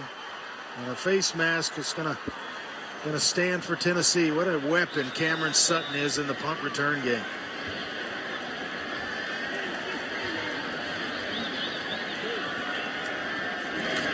Aaron Medley with the extra point, and it's inside the upright. Matt Leffler made the announcement that the penalty was on Vandy. He got drowned out by 98,000. Cameron Sutton brought him to his feet with his magnificent 85-yard return. Okay, guys. All right, Joey, thanks. Here under the lights at Neyland Stadium, Tennessee has opened up a 27-14 lead. Thanks to the return game of Cameron Sutton. Second consecutive season he's brought one back against Vandy. The last Tennessee player to return 2 punts for touchdowns in the same season, Terry Fair, back in 1996. What a weapon. Such a game, especially in this conference, in the SEC, a game of field position. On any given Saturday, anybody can get anyone, and they got two of the best in the country at returning punts and kicks. And after the face mask penalty, kickoff from midfield. Here's where the face mask occurred, top left of your screen. Emmanuel Smith, number 7. And ended up taking down his defender. And here's another look what Cameron Sutton did after stumbling at the outset. Well, you almost think the stumble helped, because it got a lot of Vanderbilt players out of their lanes, out of position to try to go to the football once he started to slip. And when he regained his footing, it was on. 3 kickoff return touchdowns, 3 punt return touchdowns. Best in the country. Vandy back to the run game. And Ralph Webb all the way out to the 19-yard line. A gain of 8 on first down. What I like about Ralph Webb is you don't have to hold blocks long with this guy. He gets to the hole, he gets to the spot quickly and makes a nice, quick, decisive decision when to turn up, when to take a 2-3 yard gain, and then as well when to try to bounce one and get extra yardage. He's a good all-around football player. A workhorse. He just broke Jermaine Johnson's single-season record, and he's over 2,000 career rush yards, 2002 for the Gainesville, Florida native. They go right back to Ralph Webb. Khalil McKenzie and LaTroy Lewis in on the stop. Gain of 3. He had a slow start to the season, McKenzie did, because he was hurt in camp. It took him a little while to get himself going, but once he did, you could tell he's going to be a good player for a long time. Mentioned earlier, the #1 recruit in the country in a lot of publications. 6'3", 344, and he moves with quickness. Comes from a Tennessee family. His dad, Reggie, the GM in Oakland, stopped by Faurot Field to watch the Volunteers play last week. His uncle Wally was an offensive lineman here back in the early 80s. Played in the NFL for 16 seasons. Flags down, and this one will stop. Yeah, Jake Bernstein maybe got a little bit of a head start, the left guard for Vanderbilt. And this has been an issue. False start. Offense, number 53. 5-yard penalty. First down. I mean, just in the Vanderbilt games that we've done this season, so many first down penalties, which takes Andy Ludwig out of his play calling situations that he wants to be in, puts a lot of pressure on undeveloped quarterbacks. Yeah, you hit the nail on the head with that one. You know who it affects the most? Number 14, because he looks over wide-eyed. We've gone from 1st and 10 where you're feeling pretty good to now 1st and 15, and the pressure's on to try to deliver. Here's Webb banging off bodies, carries it to the 25-yard line, gain of 8. What a weapon. Boy, just a nasty run. Commit to it and then deliver some punishment on the back end of it. He's over 100 yards for the day, 14 carries, 103 on the ground. What's the shoulder lean here? He is leaning to draw contact, and you see the pile move forward about another 2 yards. Not a big back at 5'10", 202, but runs a lot larger and bigger than his size. High snap, handled by Shermer. Another chance to run it. Webb spins off tacklers. He's got a first down. That time he rips off 12. Brian Randolph bounced right off of him. Webb's not a huge dude. 5'10", 202. You know, you ask the coaches about Ralph Webb, and they'll tell you he's got great practice habits, which was one of the things when Derek Mason and his staff took over here that really caught their eye. And he made the most of an opportunity. Wasn't a starter, really wasn't getting any playing time. But then he stepped in as a redshirt freshman last year and has not looked back once he captured the starting job at running back. He's the 14th 1,000-yard rusher coached by offensive coordinator Andy Ludwig. Looked like Tennessee moved first. False start. Nope. Offense, number 56. 5-yard penalty. First down. Eric Gallagher and Owen Williams, one of them was going to get flagged. Another thing you like about Ralph Webb is that he's just a good all-around young man. We spent a month this past May studying abroad in Australia, takes the schooling serious. He's a true student athlete, and every bit of that definition is Ralph Webb. And now third in school history in a single season with 1,118 yards. A good performance today. He could leave here with that record. Shermer pressured, spun away, got to get rid of it. He does, and it is intercepted. No, incomplete. Cameron Sutton broke on the route, but was just out of bounds. Try to give Latavius Rayford a chance to catch this ball along the sideline. May have been a little bit better served. You go late to Cam Sutton's side, he'll make you pay. Interception on the year, right there. Comes down out of bounds. Well, those knees down, and did he have control of the interception? Showed it on the big board here in the 98,000 mini and orange. The ruling on the field is an incomplete pass. The previous play is under further review. I think the correct call was made on the field. You're looking at knees and elbows and whether or not he had control. Well, I'm looking at the ball touching out of bounds as he's trying to reel it in. At the very last instance of him trying to corral the football. But that's a teaching moment for Kyle Shermer. You get outside the pocket, it's a tight window. Just sail it out of bounds and come back. Just watch the football and whether or not it touches right there. That's an incompletion. It would be the second interception of the season for Sutton. Remember, the ruling on the field was incomplete. Indisputable video evidence. And this one, I think the ruling on the field will stand. I don't know if there's another word used more often in football these days than indisputable. Well, when you bring replay into it, better have something to go along with it. It would shock me if this were overturned. It will leave a 2nd and 15. After review, the ruling on the field stands. Incomplete pass, second down.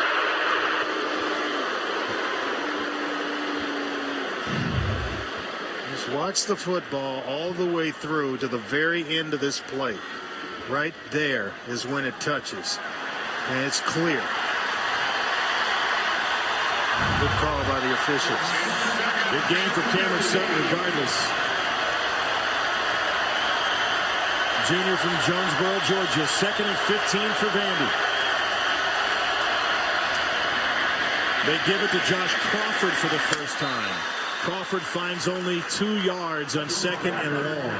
And that will leave 3rd and long. Brian Randolph, the tackle. Yeah, I think Sutton's ready for a double move. When you get guys biting up that fast, just double move him. You max protect, and it's either Sherfield, Scott, max protect, and then give him, a slant and go, something where you give Shermer a pump to get him to really bite and then send him right up the field. Is that something that the coaches need to see or that the quarterback can recognize himself? And the receiver. You get knowledge from the receiver as well. How's he playing you? During this timeout, that's when everybody's sharing ideas. Look, he's biting. He's trying to beat me to a spot when I'm running the slant.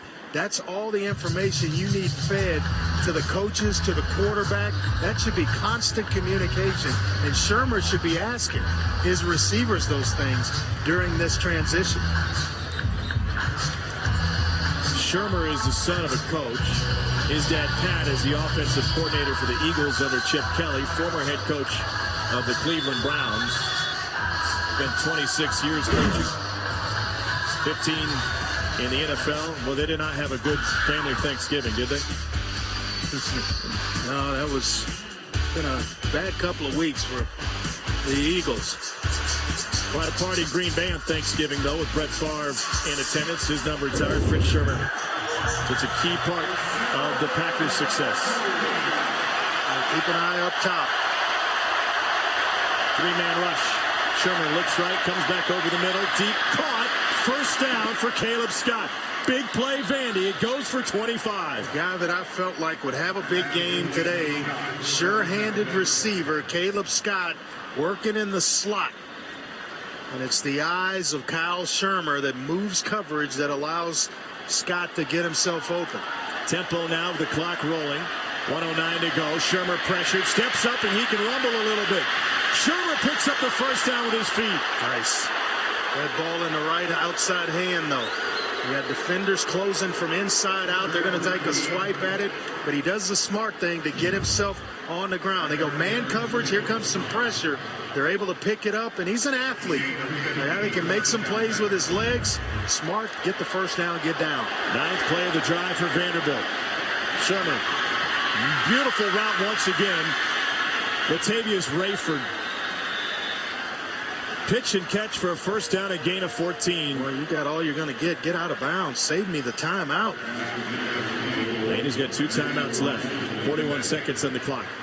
So now we're thinking trying to get. We've gone from a mentality of a field goal before the half to now getting in the end zone. You need the time. Timeout taken. Yeah, it just took too long. I think they were wondering. They wanted the timeout a lot earlier than that. They didn't get it. We're talking to the official on the Vandy sideline, to the line judge, and saying, we're calling a timeout over here. You got to give it to us. So precious seconds wasted one way or another. Greg Mason animated about trying to get his timeout, and I thought, you know, why not? Once Rayford didn't get himself out of bounds, then the timeout should have been called right away.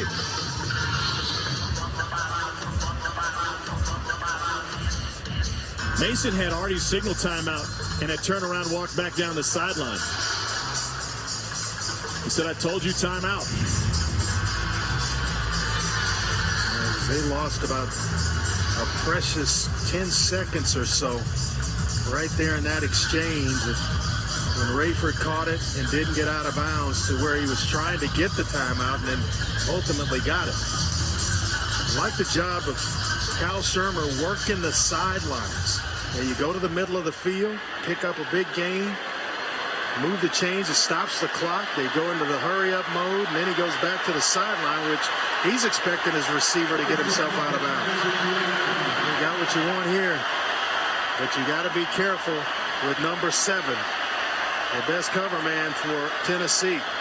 Butch Jones was occupying the officials' time. 2 of them over on the sideline talking with the Tennessee head coach. Yeah, and they've made the adjustment. It was Justin Martin over on Sherfield before when he caught the touchdown pass. They've switched it to Cam Sutton. Shermer pumps left, lobs the back of the end zone. Flag on the play. Pass interference will be against Cameron Sutton, aiming for Sherfield. There's the double move, the pump, and then put it in the corner of the end zone to try to get Sutton to bite, and the result is the pass interference. Because he's given a move, and then Sutton grabs it. There is no foul for defensive pass interference. Well, maybe not. The pass was uncatchable. Second down. How do you like that as a quarterback in such close quarters where you need to put the ball in and drop it in the back? I'm trying to complete them all down here. I don't know how you can say it's not catchable. You know, the guy's falling down. It's in the area. If he doesn't fall, it's very much catchable. So to answer your question, I don't like it. I had a feeling. How can you tell me it's not catchable and I'm trying to complete it? Middle of the field, wide open, Tom. Shermer again to the end zone, incomplete. begging for a flag that time was Trent Sherfield. I don't know if he got pushed or if his cleats gave out. So 3rd and 10. Well, watch right here. You've got all the area in here. All you want is a move out here and back in the end zone. This guy's got the back, so he's going to move. Look at this. Wide open. You got what you want right there. Just read things out and don't make up your mind before you throw the football. You like a matchup, that's fine. If it's not there, it's not clear, read it out. You had a touchdown pass. 12th play of the drive. Shermer left again. Picked off. Todd Kelly Jr. A 12-play drive and nothing to show for it. Well, I think they had the perfect play call by Andy Ludwig the play before. And you got it out here. He's just going to force one. Watch it here. Trying to come back outside. And the ball's thrown in. Just a heck of a play by Todd Kelly.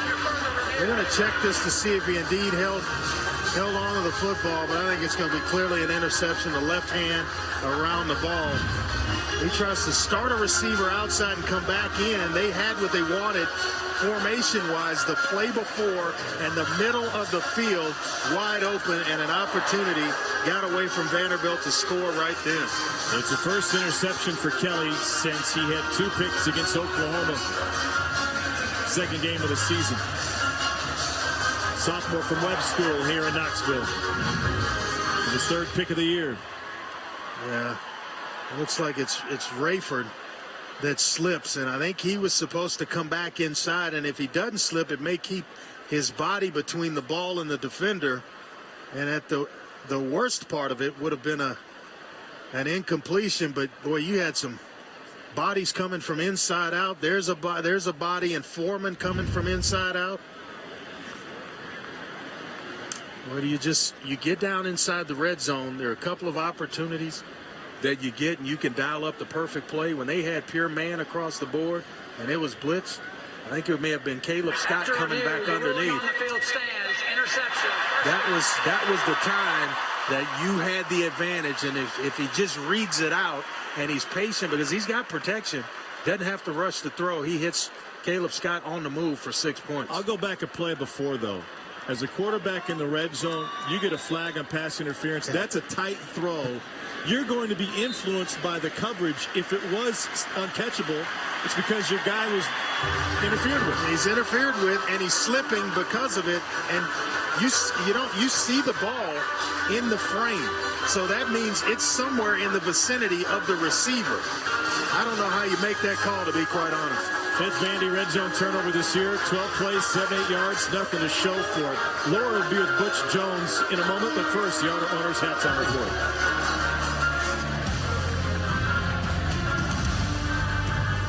We start the second half in Neyland Stadium, this long-standing rivalry, and right now Tennessee in front, 27-14. Here's a look at the numbers. 178 yards on the ground for this Vanderbilt team, paced by Ralph Webb. 15 carries for $115, averaging 7.7 yards a carry.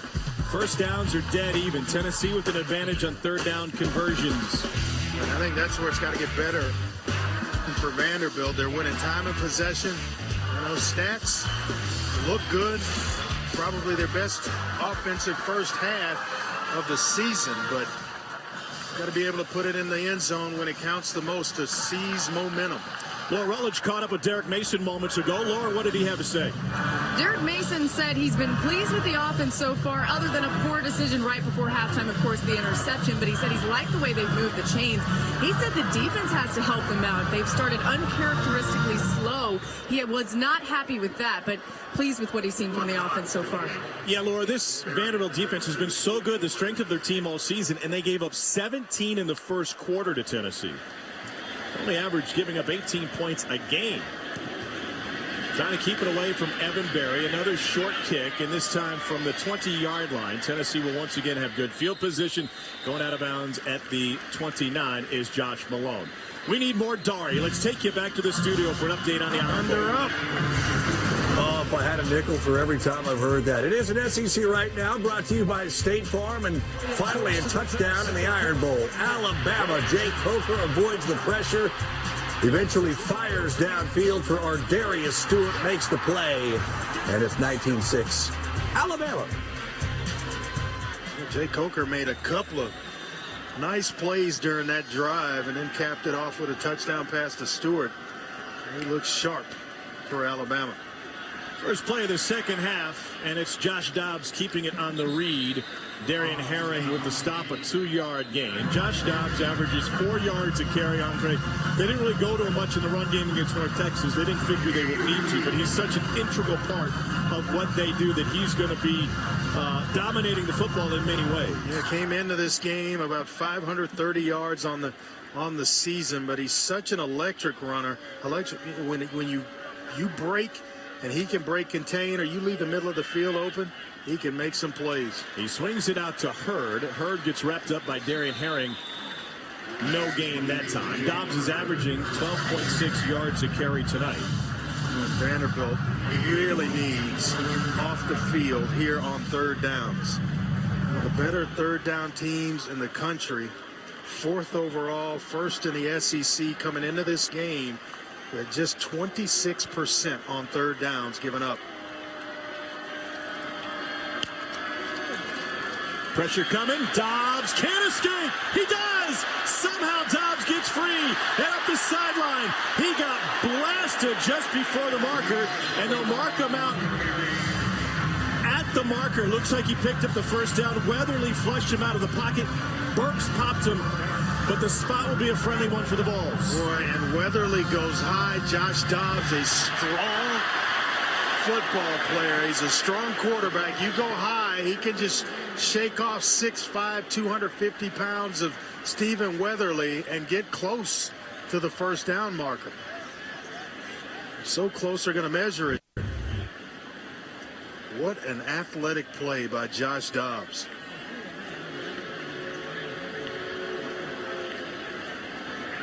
Watch Weatherly come off the edge, and then Dobbs breaks the tackle. I think he's going to be just short of that first down marker. You saw where his feet were, but it's where the ball was when he goes out of bounds.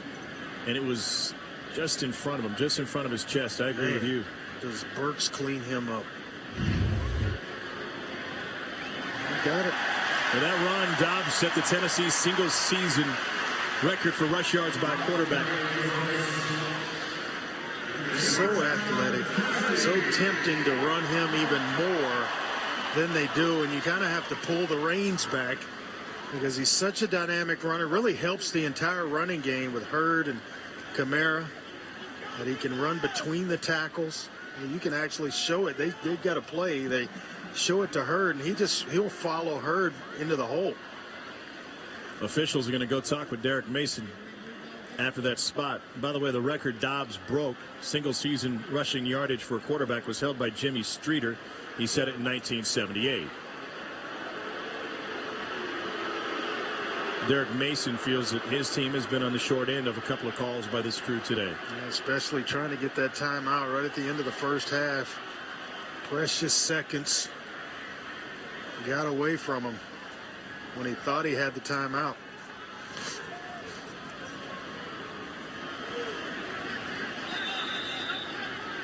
So a fresh set of downs for Josh Dobbs in Tennessee. And Vanderbilt's going to take a timeout. Remember, the marker on this side of the field is unofficial. The official set of sticks is on the far side. Has called a timeout to challenge the previous ruling of the first down. And so Vandy wants to challenge the spot. And they'll go back and take a further look at the location of the ball when Dobbs was hit out of bounds. Yeah, because, you know, I see where Coach Mason's going with this. If it's short, maybe Butch will punt the football away based on the field position. Just shy of about the 40-yard line. They needed to get to the 39. He was hit at the 38 and a half. And I thought all along it would be short of the yard line to gain.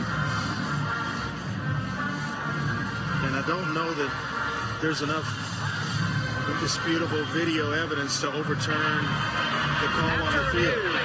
The ruling on the field stands. It's a first down. Vanderbilt has charged the timeout and has no more challenges left in the game. Well, basically, the replay officials just told Derek Mason that there's not enough video evidence to overturn it, which is why they're going to leave what was called on the field the way it was. We will stand and we will move on and play on.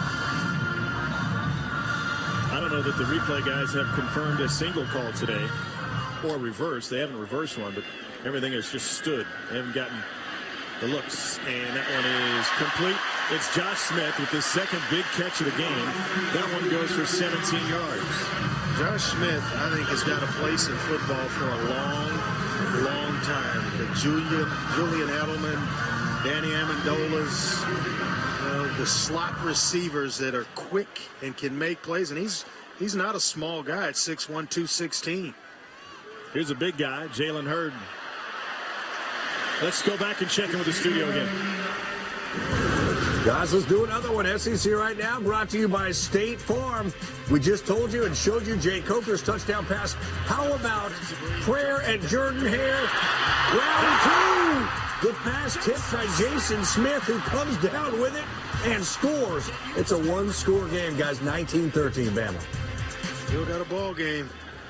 I tell you, weird things happen on days like this. 7-yard run was the longest of the day for Hurd, and now a touch pass to get it out to Alvin Kamara. Loses one guy.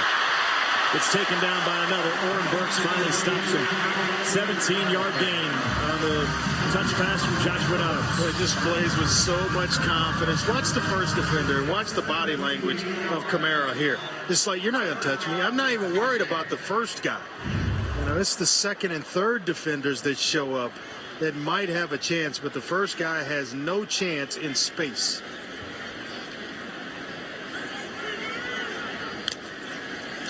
Pressure coming. Dobbs straight ahead. First down run. Oren Burks tasked with making another stop in the run game. That's a 13-yard gain. Yeah, show it inside the Herd. They go outside. It leaves a void right in the middle of the field for Joshua Dobbs to take advantage of. Now you got inside, you got outside, you got the defense very much off balance. Hurd to the 5, gain of 2. The yellow at the bottom of that pile. Injured player, one of the Tennessee offensive linemen, Ja'Shawn Robertson, who just returned to action from an ankle injury last week against Missouri. Tennessee has had 5 different starting combinations on their offensive line this season. And he's starting because Marcus Jackson was lost to a bicep injury and started every game last year on the right side of the offensive line. He moved to left guard in the absence of Jackson, and you see him here just get leg whipped by Weatherly. Just comes down on the back of his legs. And didn't help that he got folded in half either. Yeah. From the mid-state out of Montgomery Bell Academy. Nashville's been fertile recruiting ground for Butch Jones. 2014 freshman All-American and the 4th true freshman is starting an opener at that along the offensive line for Tennessee. He'll be a good player for a long time. Dobbs has passed for 1 touchdown. He's run for another. Tennessee knocking on the door. 2nd and goal from the 5. Dobbs just tripped up. He gains 3. Dobbs on this carry, on this drive of 9 plays has completed 3 passes for 34 yards, and he's run it 4 times for 26. When you play this type of front, you're just inviting quarterback draw. Look at the whole pile move. You go 4-man front with 1 linebacker, or you leave it empty with 4-2 and you try to shade the linebackers outside. And a big guy like Josh Dobbs, you can't play that way against him. They're going to leave the offense on the field on 4th and goal. A big opportunity here for Vanderbilt. They've converted 11 and 13 times this season. In fact, 8 in a row. 4th down conversions for Tennessee. Ball came loose. Hurd was stopped short anyway. Zach Cunningham is the one that forced it loose.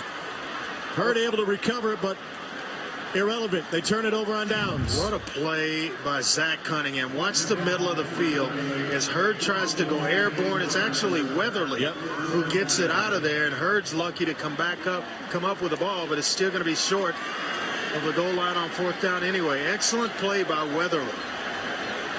Came in here with 8.5 tackles for a loss on the season. Give him another one. 10 plays, 70-yard drive, nothing to show for it. This is where you have to take care of the football. With a young true freshman quarterback backed up in your own end of the field.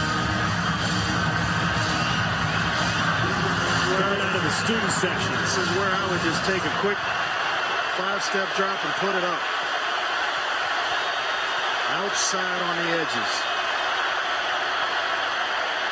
Shermer lobs it. Incomplete. Trying to find Stephen Shoy, the tight end, who's held without a catch so far today. And even that's holding on to it a little bit too long for my liking. Forget the play action. Get back, get set, get it out. Because they are playing downhill. They're coming after you. They're going to try to force a safety in this situation, which is why I would not try to run Ralph Webb here. Get back, get set, the ball comes out. Find a matchup that you like and get the ball outside on the edges where he goes out of bounds or it's a completion. It's Webb instead, and Webb takes it to the 5. So it'll be 3rd down and 6.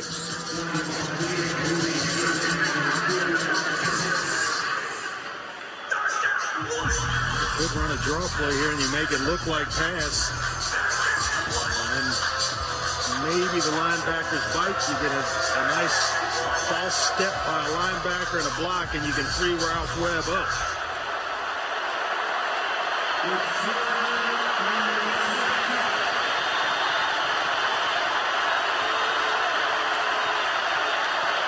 There's the pressure. Shermer, throw out to the end zone. Derek Barnett with the sack and the safety.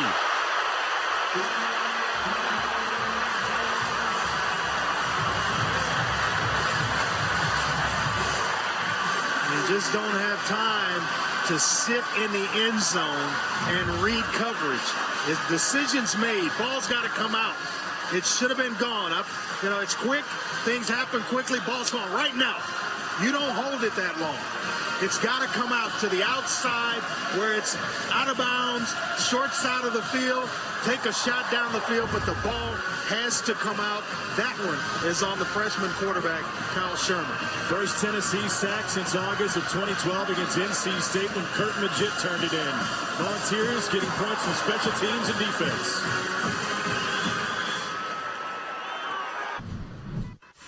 There's how many football players who are majoring in aerospace engineering across the country.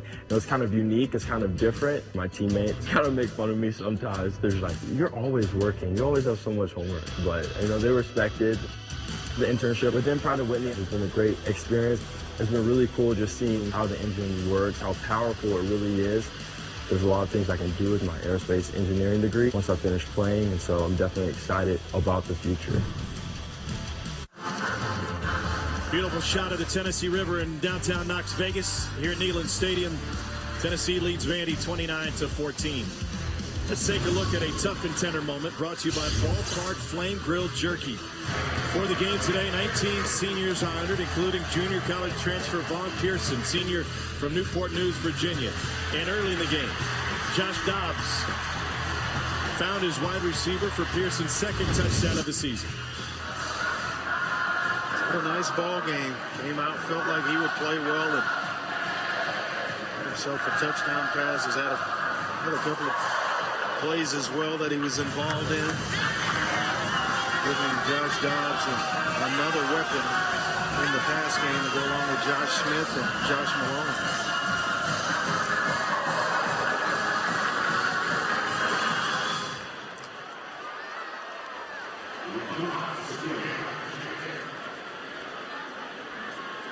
Hayden LeCoq to kick it off. Evan Berry has had one opportunity today. That was on a short kick. From the 20-yard line. All the way out to the 47 is Josh Malone. Next Saturday, SEC Nation will be live from Atlanta at the SEC Championship. Joe Tests and company will be at the Georgia Dome for the 24th annual SEC title game. They'll award a college football playoff spot to the victor.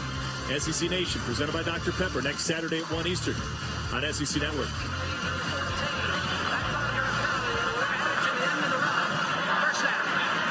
Penalty yardage tacked on at the end. Let me ask you, Andre, if Florida gets by Florida State and they knock off Alabama, that's a big if. And if, maybe a larger if, they're able to beat Alabama in the SEC title game, are they in the playoff? If all those things happen, I think so, because where Florida State they're ranked coming into today's ball game, and you knock off the number 2 ranked, it will all depend on, you know, the upward surge they would make after defeating Florida State, whether they can get close enough. Because there wasn't much of a surge coming from Gainesville last week. I mean, Ball came loose on a Dobbs run. It was a gain of 4, and they say he was down and it's second down. I think a tough couple of weeks for Florida. The ruling on the field was the player was down. Second down. The elbow's clearly down before the ball comes out. Andrew Williamson tried to swipe it away. Vandy needs a stop. Hurd rips off a first down running. Got 6. That's what they can do to you. Josh Dobbs on a run. Jalen Hurd, Kamara. You don't know where it's coming from.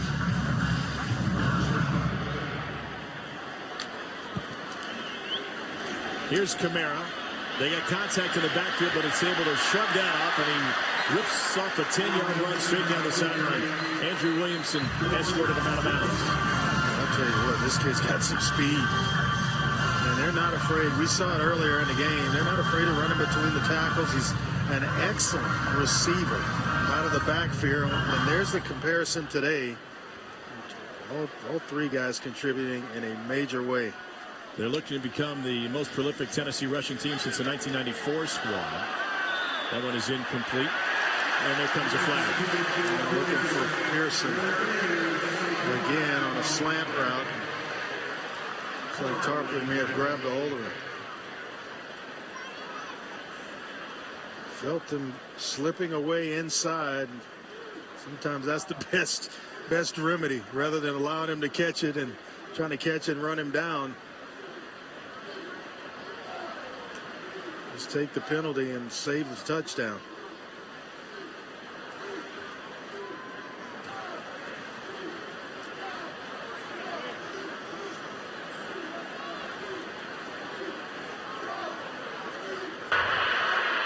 There is no foul for defensive pass interference. The contact was after the ball had passed already. It's second down. Let's take a look here. Pearson trying to get inside on the slant. I could see that. It's a good call. So 2nd and 10. Dobbs got tripped up at the line of scrimmage. This is a Tennessee team averaging 213 rush yards a game, the highest since the 94 team averaged 231. That 94 team had NFL running backs James Stewart and Aaron Hayden on it.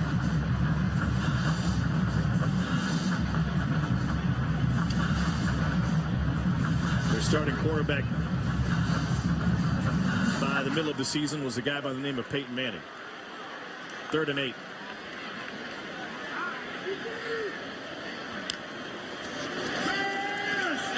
Dobbs over the middle, incomplete.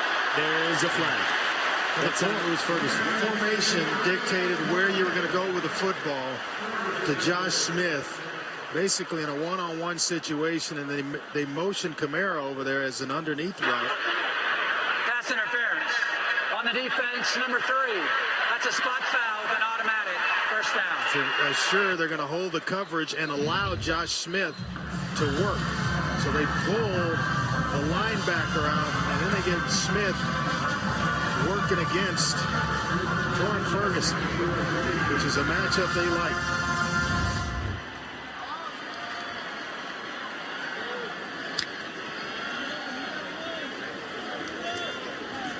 Here's Hurd, straight ahead, touchdown Tennessee. 14-yard run for Jalen Hurd.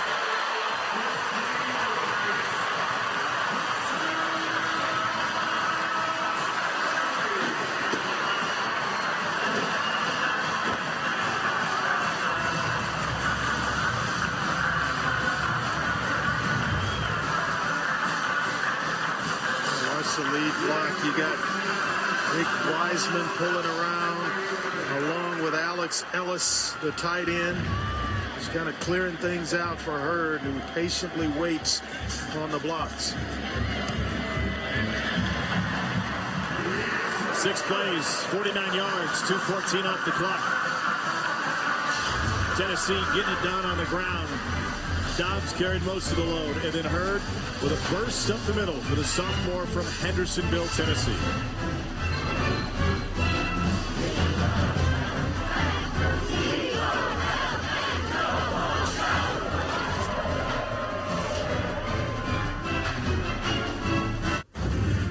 Dory Noka in studio. Dak Prescott coming off a 500-yard performance and a win at Arkansas, hoping to lead his Bulldogs to a 9th win this season as they take on Ole Miss in the Egg Bowl.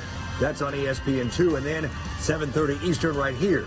Les Miles, is it his last game? That's the indication. LSU, Texas A&M. Gotcha. And Dari, if it is, look at how Les Miles stacks up with other legendary coaches who were let go with fantastic winning records, including Larry Coker won 80% of his games at Miami. Of all of these guys that were let go, outside of Jimbo Fisher, who replaced Bobby Bowden as a coach in waiting, Lane Kiffin had the best record when he replaced Phil Fulmer and won 7 games. Jim Tressel had 7 wins when he replaced John Cooper. Be careful what you wish for when you make a coaching change. Let's go on the field, check in with Laura. Tom, after Derek Barnett's sack for the safety, defensive coordinator John Jansen was so fired up he lost his shoe. He was looking around for it everywhere. He was able to find it, put it back on just in time to tell his team he needs them to take over this game. He said, I don't want them scoring in the second half. Shut them down. How do you lose a shoe as a coach? Jump right out of it, I guess. I mean, there are some coaches who want to put it up somebody's backside, but when things are going well, you lose a shoe. But when we talk to him, you hear the passion in his voice that he has for the game, that he has for his players. He's willing to share information with us during the week as we try to get ready for these games. And I tell you what, he's easy to play for because he gets your blood boiling, gets you fired up, and he loves the game of football. And more importantly, he loves young men that play the game and play it hard and play it the right way. They've held Vandy to 14 today. 2nd and 8. Flag on the play. Yeah, this could be holding on Will Holden, the left tackle for Vanderbilt. Jalen Reeves-Maben in on the stop for Tennessee.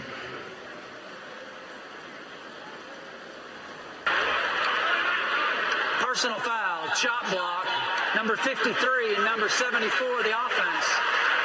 That's a 15-yard penalty, second out. You know, Vandy's in a dangerous situation here. We still got a quarter and a half to go.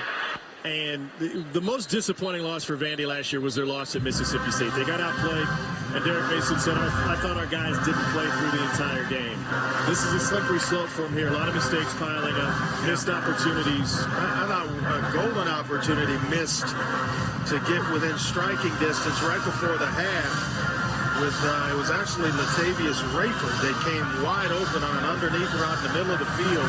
It was a layup shot for Kyle Shermer, and they let that one get away from him. 2nd and 21, he's pressured again. Shermer can't get out of there. It's another sack for Tennessee, 2nd for Derek Barnett, 3rd for the Volunteers. Let's go back and take a look at the missed opportunities. You're going to have Sherfield out here. He's going to go on the corner. Caleb Scott's going to throw a nice little underneath pick for Rayford, who's going to come wide open in the middle of the field. This is right before the half. Would have got him within striking distance. Look at that layup. That's as wide open as you can get on any level of football.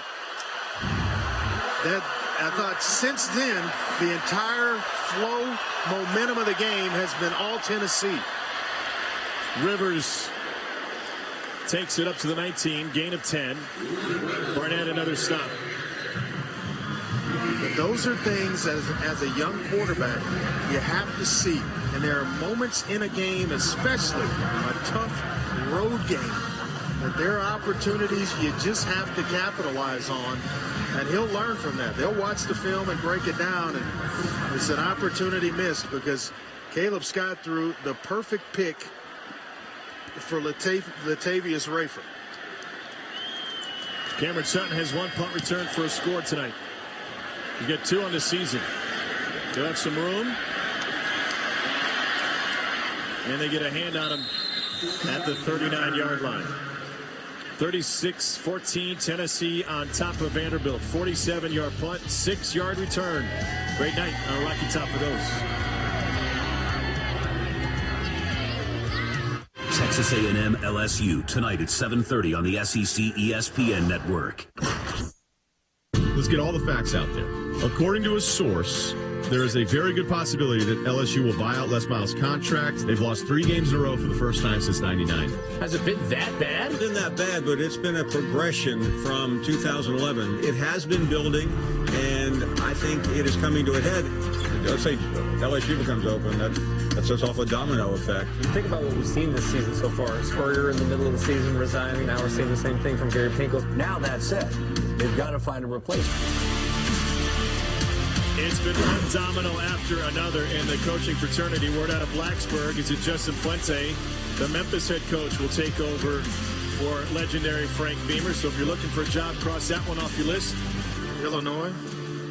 Hawaii has hired Nick Rolovich of Nevada. Illinois extended Bill Cubit, their interim head coach. But with those moves come other openings, obviously. And there may be one more opening in the SEC. And a couple of guys that not a lot of people are talking about. Tommy Tuberville at Cincinnati and the job that he's done, his experience in the SEC, I think it's perfect for South Carolina. We got some contact up front. Jay Woods ran right over Coleman Thomas. How about the job that Todd Monken has done at Southern Miss this year? Defense, number 74, 5-yard penalty, first down. 1-11 a couple of years ago, and they put together, a 9-win season, beating Louisiana Tech today, 58-24. There's another one. Matt Rule at Temple, and the job that he's done this year. I wonder. And it makes total sense as well. Tom Herman, who was hired by Mack Rhodes at Illinois. Here's Hurd. He's got daylight. Jalen Hurd in a foot race. Tracked down at the 10 by Andrew Williamson. A 48-yard rumble for the big fella. And I tell you what, Andrew Williamson needed every bit of that angle to run down the 240-pound Jalen Hurd once he breaks the line of scrimmage. This is what happens when you continuously pound away and you get man-to-man defense. You break the line of scrimmage. It's a foot race. Hurd again. No gain that time. He's got 16 carries for 101 yards today. But to tie up that coaching deal, Tom Herman, it seems likely that Missouri's going to, your alma mater, with Mack Rhodes as the athletic director, hired him at the University of Houston. They're going to make a play. I mean, there's an opening there and some familiarity with the head coach and the athletic director. Now 2nd and goal for Tennessee. Camara squirts through. I wonder, talk about some lower school names of guys who've had success. I wonder if there's any program out there that we just showed that wants to differentiate themselves, that wants to make a run at Kenya Matalolo of Navy. What Paul Johnson was able to do with the option at Georgia Tech, you're hiring basically a Paul Johnson disciple. It's got to be the right fit. I think that's key for all of these programs. I could see it, but it's not the sexy thing in college football right now. More teams are opting to, for the spread, what players are doing in high school. Dobbs fires a strike, hooking up with Von Pearson for the 2nd time today.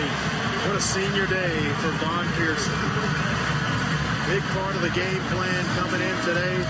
Got the first touchdown of the game today from Joshua Dobbs, and then there a second one on a short roll from Josh Dobbs once again. Pearson came in with 1 touchdown of the season. He's got 2 today.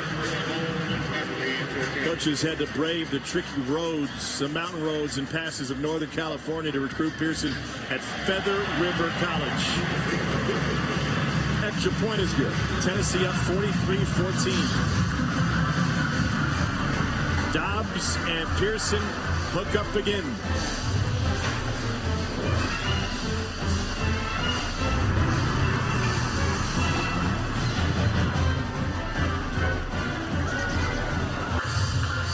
Tennessee rolling on Vandy, 43-14.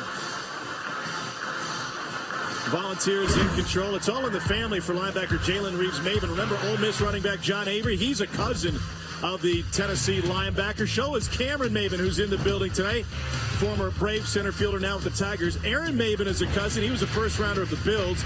Rashad McCants, former ACC Player of the Year at North Carolina. Yeah, he was a first rounder. And his sister, Rashonda, was a second rounder of the Minnesota Lynx. All in the family. A lot of talent. Reeves-Maybin. They cover a lot of sports. And I was talking with Cameron when we were last year, a couple of weeks ago. He said Jalen took it upon himself to add the Maybin to the end of his name. Remember, his dad, Marcus, was a fine player, 1,600-point scorer for Denny Crum in basketball at Louisville. To the 15 and not much more. Let's check in with Laura. When Kurt Magint went down for Tennessee, they really looked to Jalen Reeves-Maybin to be a leader, and it's been interesting watching them on the sideline. Magint will go over to Reeves-Maybin and say, hey, this is what I'm seeing out there. We need more sideline-to-sideline play, more energy. And then Jalen Reeves-Maybin will communicate it to the rest of the defense as Kurt Magint gets out of the way, really letting Reeves-Maybin be the leader that they're looking for. Magint went through the ball walk today, albeit on crutches, and Butch Jones has been relatively non-committal about whether or not Magint would be able to return in time for a bowl game for Tennessee. It simply isn't likely with his health situation, the fact that he's still on crutches.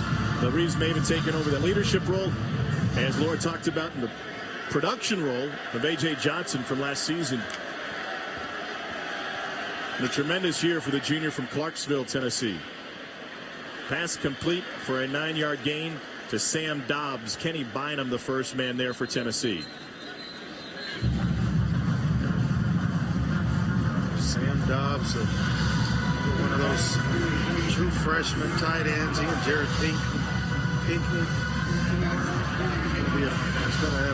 He's got a bright future in this program. Pinkney, they were really leaning on this year. Yeah. He was injured in the opener against Western Kentucky on a Thursday night in Nashville's West End. Second down 1. Play action. Shermer. Great coverage downfield, and he flicks it out of bounds at the last second. Derek Barnett chasing him. He's been a monster in Kyle Shermer's eyes today. He has a safety. Mentioned earlier, a freshman All-American last year, and is really starting to play some impressive football. 6'3", 257. Excellent edge player to go along with Corey Vereen and LaTroy Lewis on the other side. They've got the interior part of this team just about built to where they like it. On third down, they went straight ahead with the first man through Rivers. He did not get through. Guess who? Jalen Reeves-Maybin. The first to arrive for Tennessee defensively.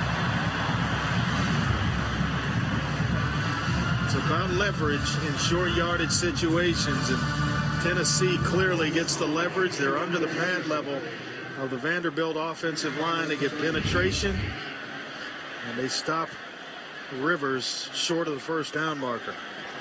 Sutton's been magical tonight. Does he have another one in him? They knocked the punter down, no flag. And a fair catch taken at the 34-yard line. SEC College football continues tonight from Death Valley at 7:30 on SEC Network as Texas A&M takes on LSU in prime time. SEC College football tonight on SEC Network. Freedom and justice for all. A&M hasn't beaten LSU since they joined the SEC. Amen, pass the turkey. Oh, boy.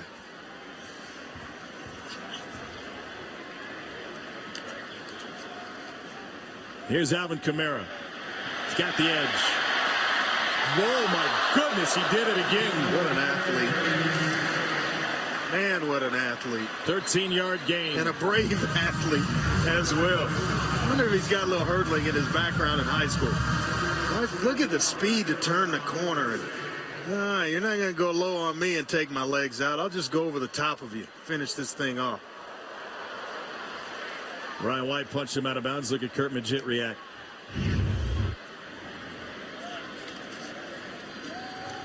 Straight ahead, Kamara. Running in between the big fellas. Lialo with the stop, the gain of 5. Started his career at Alabama, 1 year at Hutchinson Community College, where in just 9 games last year, he rushed for over 1,200 yards. We mentioned his hands out of the backfield. He's just outstanding in space. Stephen Weatherly is the injured Vanderbilt player.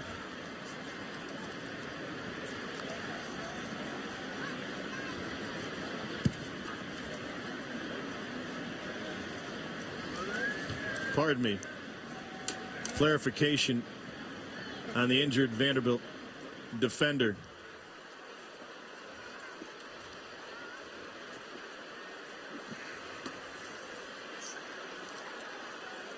We can only get a partial number, so we will refrain from it. 43-14, Tennessee on top of Vandy. It is Darian Herring, not Weatherly. Darian Herring. Yeah, this is who the injured second his ankle early in the game. Yeah, second time that he's been down. And it may be around that same ankle that he turned earlier in the game. We saw Ethan Wolf offer to help him up. Senior from Stone Mountain, Georgia, Stevenson High School. A lot of talented players have attended that high school and that program. And that's a relatively young program.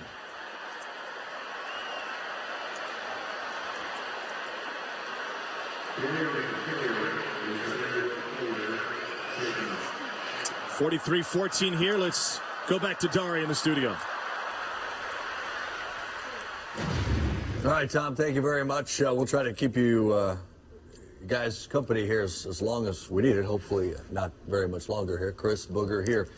Tennessee with an explosion. We've seen them be able to run the football well all year. We thought maybe against Vandy it wouldn't be as something they could do, but they've continued doing it. They were played tough in the first half and all of a sudden exploded offensively, and it's been primarily without Jalen Hurd, too. Seeing Kamara have such a great win there and Dobbs looking really good offensively. All right. Boog doesn't get to talk this time because we're playing football. Yeah, he was quoting kid and play selections earlier in the day, so no harm, no foul. Here's Hurd again. Another big gain. Hurd must have heard Chris and decided he was going to join this party of Dobbs and Kamara. 118 yards for the big fella. What? He is an impressive young man, 240 pounds and 6'4".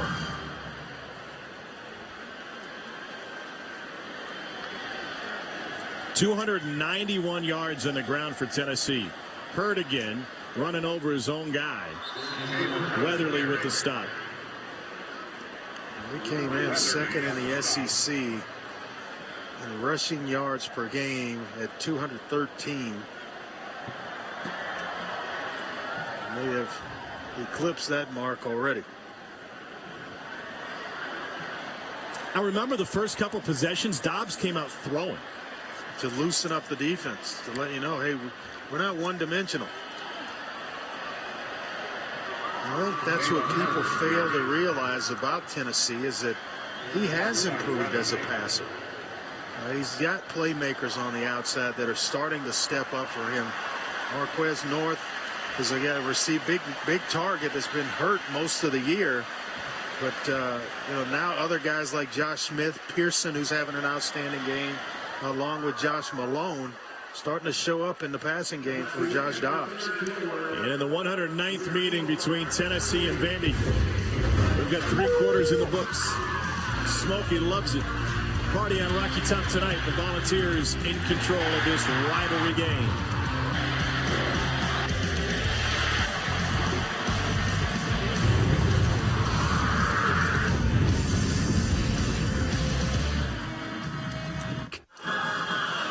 This isn't what we're used to seeing from the Vanderbilt defense. They've allowed a season high in points and the most since getting blanked at Mississippi State last year, 51-0. 424 yards allowed, 293 on the ground. That third down conversion that you were raving about earlier in the game, Andre, just hasn't come about. Good football team that's kept them off balance throughout this game. The run, the pass, inside, outside. Tough to pinpoint Tennessee. On 3rd and out, they try to set up the screen. Hurd has it. And he takes it to the 20.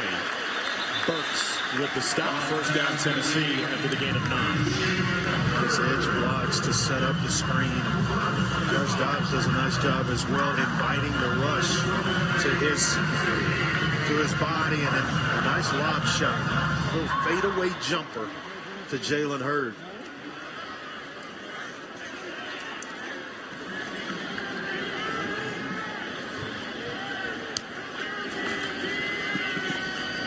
Kamara gets wrapped up by Burks.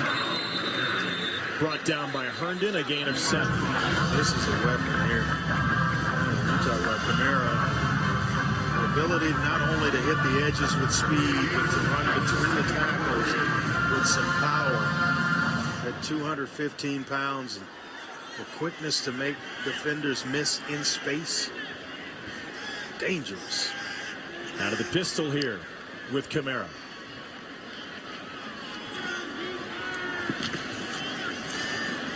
And snuffed for no gain. It's actually a loss of 1. Landon Stokes in on the stop. Sophomore from Orlando. Had a good ball game. Called his name on a couple of occasions today. 3rd and 4. Vandy shows pressure. Dobbs fires on the run, incomplete. I noticed the guy who got crushed against the wall in the first half has found a better vantage point. I'll tell you what, when the ball got down on this end of the field, he probably was already moving. They'll be on your toes down there. Aaron Medley on to attempt a 32-yarder. He's already made a 47-yarder tonight.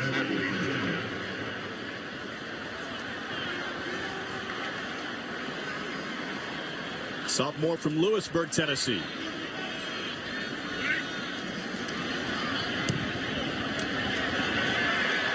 It's good. 46 on the board for Tennessee against one of the nation's best defenses. All Vols tonight in K-Town. 46-14 UT.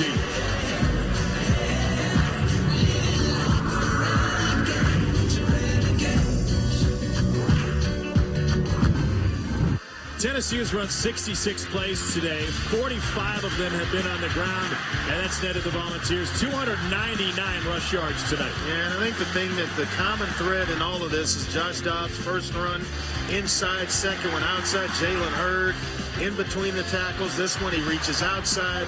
Then there's a sprint with Williamson to the end zone that actually Williamson stops him short. Then Kamara between the tackles. Then again, outside on the edges. That has kept Tennessee off balance, Vanderbilt off balance all game long. The ability to run between the tackles as well as outside with success. 3 different runners, 3 different hairstyles. 120 for Hurd, 93 for Dobbs as he nears 100, and Kamara with 88. 88, he needs 12 to go over 100. Dobbs is 7 yards and plenty of time to get it done, where they finish with 3 100-yard rushers in this ball game.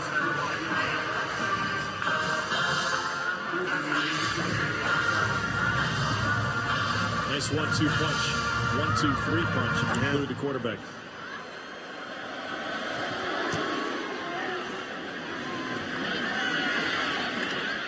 No return for Sims. On Monday, Frank Martin in South Carolina look to extend their win streak to 7 when they host Western Carolina. Gamecocks fresh off a tournament title win at the Paradise Jam in St. Thomas, and they're off to the best start since 2003-2004 when they began the year 8-0. Western Carolina, South Carolina Hoops, Monday at 7 Eastern on SEC Network. Rick Barnes is the new head coach here in Rocky Top. The former Texas head coach has gone to the NCAA tournament 17 of the last 18 years. They lost a tough one today in action earlier this morning against Nebraska. Here's Webb on the left side. And he gets corralled after a gain of 4.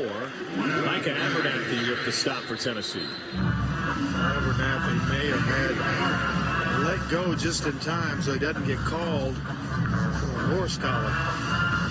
Webb, who was about to go by him, and he just grabbed a hold and hung on.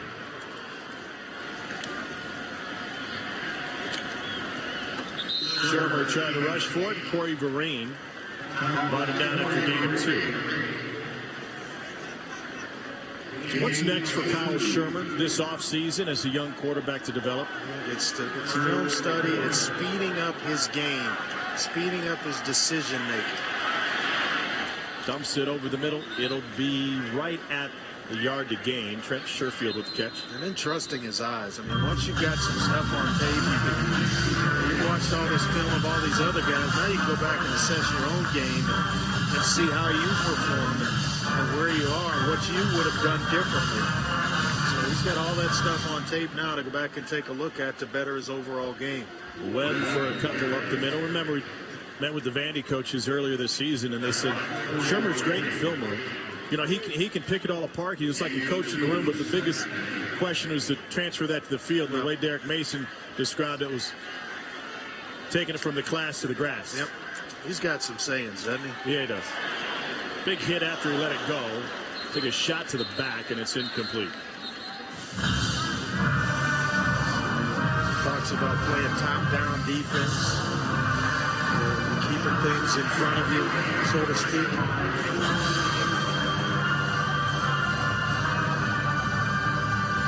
That's not a reference to riding around in a convertible?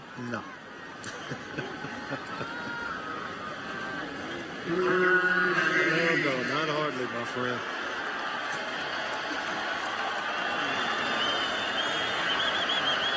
Third and 7.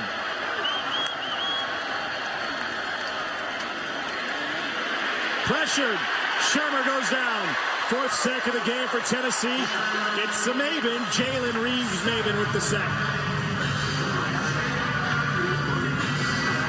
Let's check in with Dari back in the studio. All right, Tom, thank you much. Again, we're all going to be watching tonight to see if this is the end of the run for Les Miles at LSU. Many indications obviously are. He did get a nice ovation when he entered the stadium at Tiger Stadium. Chatted with Kevin Sumlin, also John Chavis, guys. All right, Dari, thank you. 4th down punt, fair caught by Tennessee. It's coming up after us as A&M looks for its first win against LSU as SEC foes. 46-14 here in Tennessee in cruise control. SEC Network Football is brought to you by Ballpark Flame Grilled Jerky. Dried to be tough, flame grilled to be tender. Beautiful shot over the Tennessee River here in East Tennessee, and look at that moon shine. 46-14, Volunteers in front of Vandy.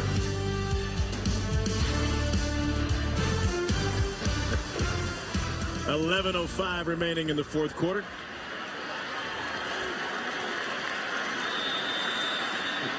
We got a new quarterback in the game. Quentin Dormady has taken over for Josh Dobbs. They expect a lot out of Dormady, and they've gotten a lot from Alvin Kamara. 9-yard gain on 1st down. Quentin Dormady freshman from Bernie, Texas, looked great on the practice field. You posed the question to Mike DeBoer, what do you do with this kid going forward? And they said they really hadn't talked about it because they're going to have Josh Dobbs back next year. And do you redshirt him? Do you save him where he has 3 years to play? And maybe with an injury to Josh Dobbs, he's forced into action. God forbid that happens. But what do you do with a talented player like Dormady, who's come in here? He's smart. He knows the entire offense. Early January enrollee who's put on about 15 pounds, looks the part. Solid young player. Jamel McIntosh taken off the field. Dormady last saw action a couple weeks ago against North Texas. 3 of 5 for 36 yards. He's only thrown 14 passes on the season because of the way Tennessee's season has unfolded. There just haven't been opportunities for him that maybe they would have expected there to be before the season began. I think North Texas is a great example. They would have loved to have gotten him a half a play, but they struggled. And Dormady fires one complete, catch and run for a first down for Abernathy. Ralph David Abernathy, transfer from Cincinnati. He's an Atlanta native. His late grandpa, Ralph Abernathy Jr., was a leader in the civil rights movement, a close friend of MLK Jr. His dad, Ralph III, served in politics in Georgia. You see the talent, Quentin Dormady as well, able to move, reset his feet, shoot it out there in a hurry to Abernathy to allow him to make a play and pick up a first down. But this is a good-looking young quarterback. On first down, Dormady flushed and incomplete. He's one that a lot of programs would like to have, but a healthy quarterback situation here at Tennessee, and Josh Dobbs, and if you had to go to Dormady, they're in good hands there. Young player that I agree with this approach by Butch Jones in terms of don't put him in to just hand the ball off. The guy has put in the work in practice. You never know when you're going to need him, the game experience. Let him go out and operate the offense. It's not about running the score up. It's about getting players, and Abernathy's another one, just guys that have worked to earn the right to be on the field. Go execute the offense, and you don't know when you're going to need them at whatever point, bowl game, whatever. It's let them operate and reward them for a year of hard work. It's simple player development. That's exactly what it is. It's not about, hey, they're still running the offense, they're still throwing, they're trying to run the score up. No, I'm getting some quality work for young players, and I agree with it totally. 9 minutes left in the fourth. Big lead for Tennessee. Vandy shows blitz. They bring an extra man. Dormady gets it out to Kamara, and Alvin Kamara sheds one man. Cuts it back to the middle. Alvin Kamara on his feet inside the 10. Beautiful vision by Alvin Kamara and balance for a 35-yard run. What a player. And how about the blitz pickup for recognition on the part of Quentin Dormady? Senses the blitz, knows exactly where to go with the football in a hurry, so he's protecting himself by knowing where to go with the ball, and then get it to a playmaker like Kamara and let him operate in space. Joe Young now in at tailback. Volunteers without reserve running back John Kelly, scratched before the game with a left foot injury. Young, a freshman. Dormady looks in zone, lobs it back corner, and that's incomplete. Nice catch, Fireman. Nice job. Replay booth said it never hit the ground. Awesome.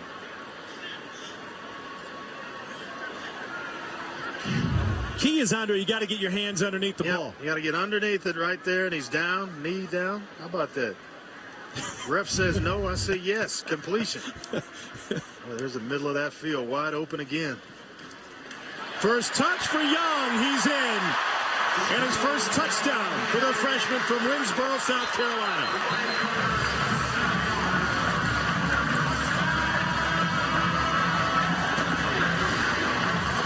Once he broke the line of scrimmage, Vanderbilt playing perimeter defense, leaving the middle of the field open, and a young true freshman and Joe Young, once he broke the line of scrimmage, It was easy work to get into the end zone. And look who's carrying him off the field.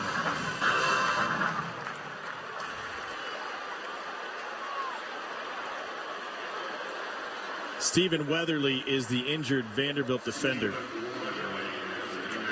Junior from Snellville, Georgia.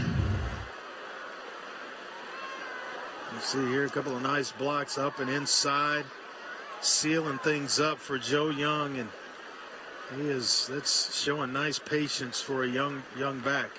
Friendly fire got Weatherly.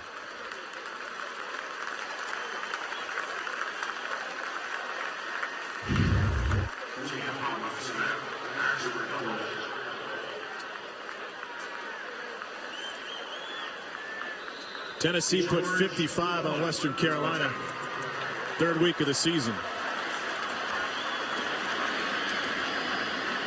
George Bullock will attempt the extra point. Fourth-year junior out of Knoxville's West High School. And he puts it through.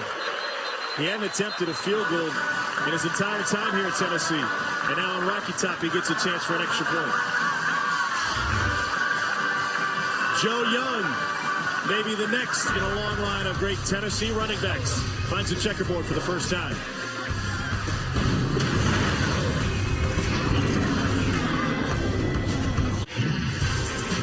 Dory Noka in studio. What a performance by Derrick Henry. The icing on the cake right here on fourth down. 46 carries, 271 yards, making a Heisman statement. Bama wins by 16, guys. Boy, boy, boy. Dari, consider the numbers for Henry. Alabama ran 76 plays. He carried it 45 times at 60% of their plays. Here's what the playoff rankings look like as of this week. Clemson escapes South Carolina. Alabama gets by Auburn, Oklahoma, and Oklahoma State. And Bedlam from Stillwater tonight on ABC in Iowa. Undefeated. The last team to beat Iowa. The only team to beat them in this calendar year. Tennessee, bowl game last year. That's right. Sims hesitated. Slides by the first guy, then a couple more, and gets taken down from behind the 34. By the way, for Derrick Henry today, tied for second most in school history in an SEC game. In SEC history, excuse me. Herschel had 47 carries against Florida in 1981. Trey Mason in the championship game against Missouri in 2013 had 46. I know it's tied for the second most in SEC history. If you have an undefeated Clemson, it's tough for people to really understand what I'm about to say. But Alabama's the best team in the country. It's just that Clemson's undefeated, and they got to have somebody undefeated in the number one slot. Alabama's the best team in the country. It's my opinion, and I'm sticking to it. Well, you know, I think we learned last year, and this might prove to be the case going forward again, as that pass is batted down at the line of scrimmage. If I'm one of those teams in the conversation, just get me in. I don't care what the number in front of my name says. I'm going to have an opportunity to prove it in a couple of semifinal games. Well, it's that, but it's who you played in the opening round, where you get arguably Iowa instead of you want Iowa, Oklahoma. exactly. I think at the end of the day, where we are with only 4 teams in a college football playoff, there's not going to be much difference between those top 4. Here's Webb.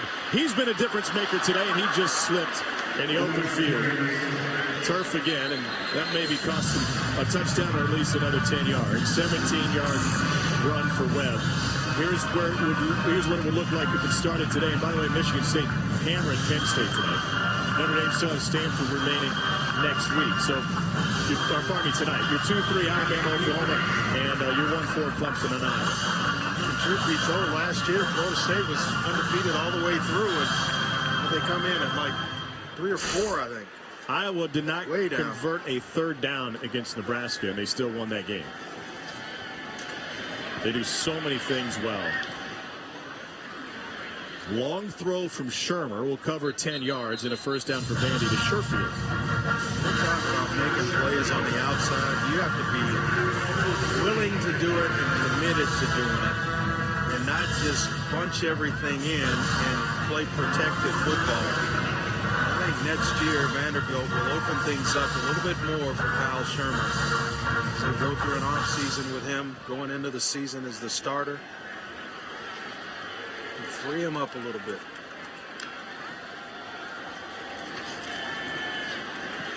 Vandy opens next season against South Carolina on a Thursday night. Opener of the year on September 1st. Who will be South Carolina's head coach in that one? Good question. It won't be Fuente and it won't be Herman. I'll tell you who I thought it would be. Or should, they ought to take a look at Tommy Tuberville at Cincinnati. Knows the culture of the SEC very well, and having coached at Auburn. Look at the job he's done at Cincinnati. Kick the wheels on that car. Kick the tires, right? Might break a toe. You would. You might get booted. They do that in Knoxville, No game. They do that. I witnessed it happening to somebody last night. Ralph Webb gets turned over. Wow, boy. Going all the way upside down. Colton Jumper, sophomore from Chattanooga. A lot of young talent. Butch has done an outstanding job stacking recruiting classes, and we have another one this year. Here comes pressure up the middle. Shermer's got time. They pick everybody up, and he goes deep. End zone look, batted away. Great play by Emmanuel Mosley, but we got a flag. He made contact before the ball got there on Chris Quintero. I thought Shermer would get to it just a little bit earlier. Give Quintero a chance to come down with it. Pass interference. Defense, number 12. 15-yard penalty. Automatic. First down. Keep waiting on this rule change. A lot of rule changes from every couple of years. This is one I'm waiting on, a spot foul and interference. It's there. There's pushing, shoving going on, but waiting on that one to become a spot foul. All is well in the world of Honduras. Yes.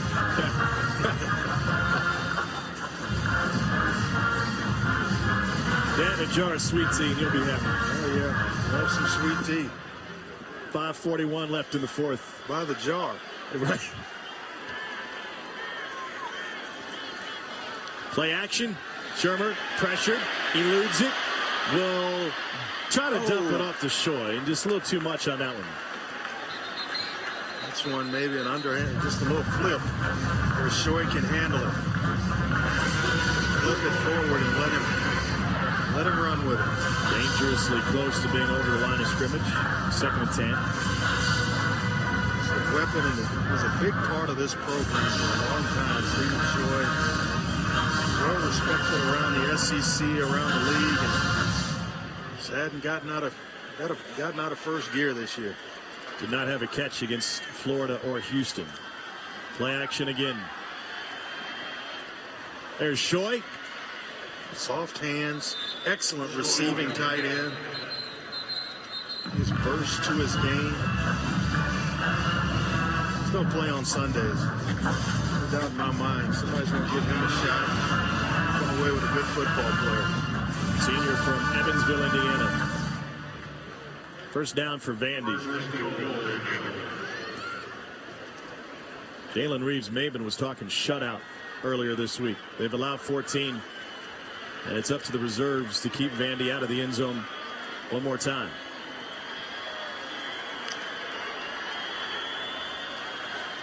To the slant. Incomplete. Trying to find Chris Quintero. You're talking how good Alabama is, best team in the country. A lot of people agree with you. I think so. Former Tennessee baseball player, SEC Player of the Year, Chris Burke chimes in. He said, the Volunteers are the best team in the East, no question.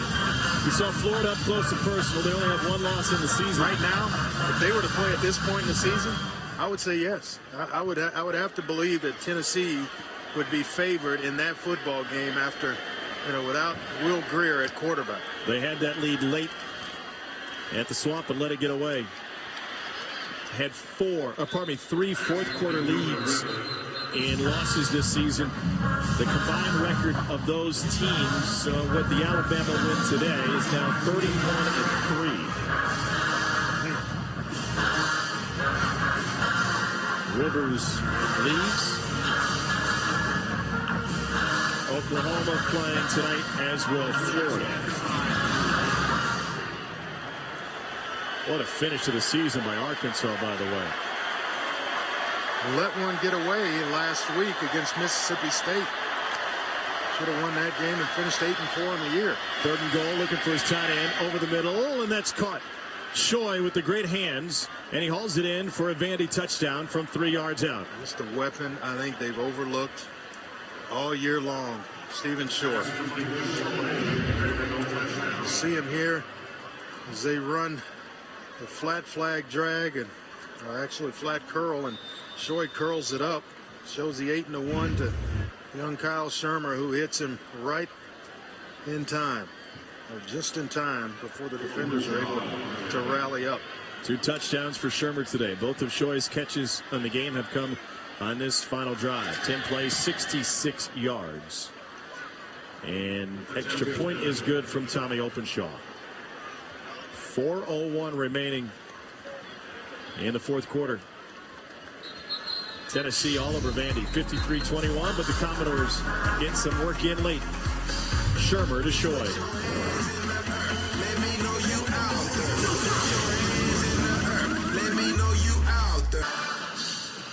Ayers Hall stands watch over Neyland Stadium. 53-21, Tennessee on top of Vandy. Vols looking for their 8th win of the season. Our Quicken Loans player of the game, Josh Dobbs, 140 yards to the air, 93 on the ground. 3 touchdowns to his name today.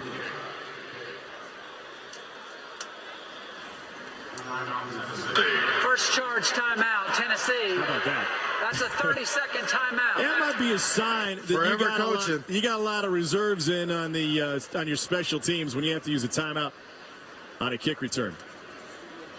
Let's take you back to the studio. Dari, what you got? Well, guys, we know there may be some concern, LSU and A&M fans, as they want to watch this game. Your game going a bit long. Kickoff set for 7:39 Eastern officially. But we'll keep you posted on any status updates. By the way, for the record, I'm on Twitter doing the same old thing.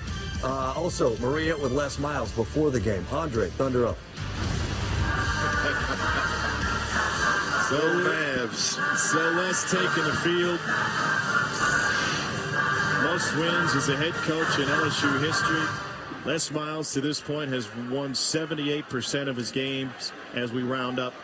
Second to Charles McClendon in total wins. You're going to do that. There, as you said earlier, there better be a plan in place, or be careful what you ask for.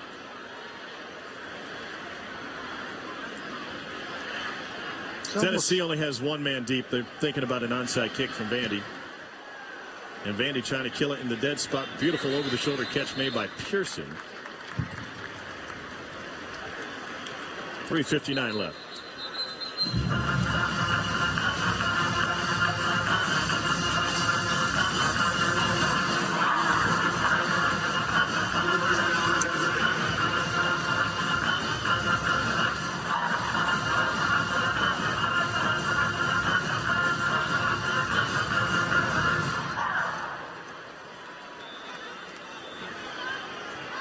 Pride of the Southland will next appear in a bowl game. Tennessee should be in good position for a great bowl.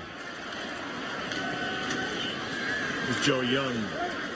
Well, we could have, as of now, maybe 3 to 5, 5 and 7 teams qualify for a bowl this season. We need 80 bowl teams. And there's a handful of teams out there that, so all the 6 and 6s are going to be covered. That's good news because in the past, some have been left out. You're talking about Nebraska, ECU, Minnesota, UTEP, Rice, maybe Kansas State took care of Kansas today. Gary Pinkel may get another game. Missouri finished 5 and 7. I just can't dance to that music. Kentucky should have had 6 wins. They melted down in the second half. I just can't dance to that music. 5 and 7 going to a bowl game. It's hard enough for me to wrap my hands around 6 and 6 and go into a bowl game. Times have changed. But 5 and 7, something needs to change. On the You're right. offense, number 66. 5-yard penalty. Second down. You are absolutely right that something needs to change. I agree with you. We'll get you to Baton Rouge as soon as we hit zeros on the clock here. 3:10 to go. Tennessee in control against Vandy in the 109th meeting between these two.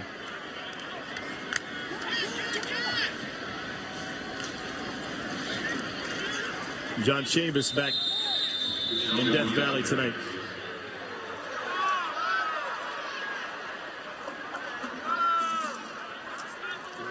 This game flipped, at least from a momentum standpoint, when Vanderbilt missed a red zone opportunity. And after that, Tennessee showing how good they are, just put their foot on the neck of the Vandy team. I mean, you're looking at a one-score game. If you're able to hit that pass underneath that's, wide open, inviting you to take, going into halftime with all the momentum in the game. You miss it, and Tennessee comes out, and then it's game on. They did not let up after the turnover, the interception. Kelly, it was all Tennessee from that point on. And Vandy had some other opportunities. They had the big 4th down stop at the goal line in the third quarter, and then gave up a sack in the very next play, or a couple plays later, I should say. Timeout taken by Vandy. Timeout, Vanderbilt. That's a 30-second timeout. Home crowd not appreciative of Derek Mason stopping the clock. It's the most points scored in an SEC game for Tennessee since 2003, when they hung 58 on Mississippi State. Derek Mason's continuing to coach his team as well. Should note that he's also getting booed by A&M and LSU fans who are waiting for their game to start. Boots all the way from Baton Rouge. Right.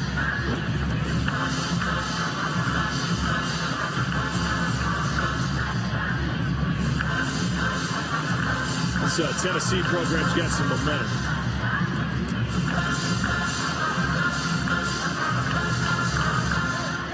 Expectations were probably out of whack coming into this season based on where the offensive line was. They're going to be right back there, or maybe they're way higher going into next season. No doubt about it. Way higher. On how they finish in their bowl game and things of that sort. Lofty expectations for 2016.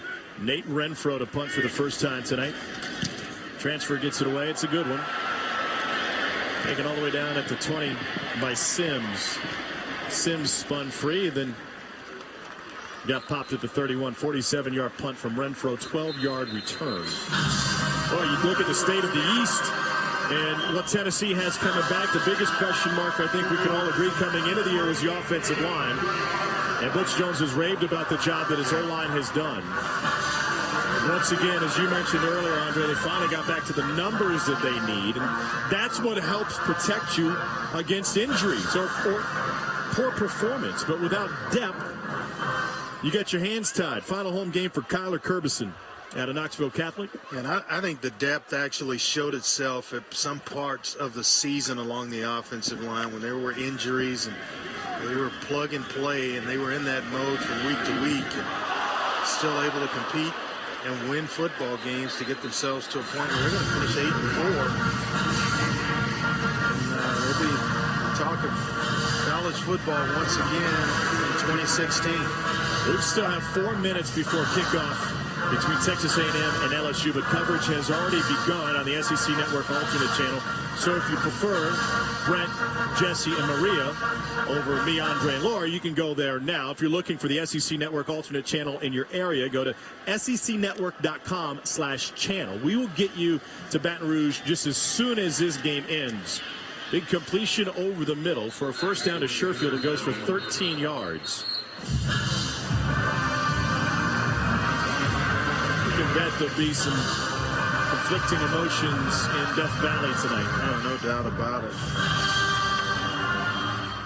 All the things that surround Les Miles before and after and during the game. Nathan Marcus with his first catch. He goes for 12 and a first down.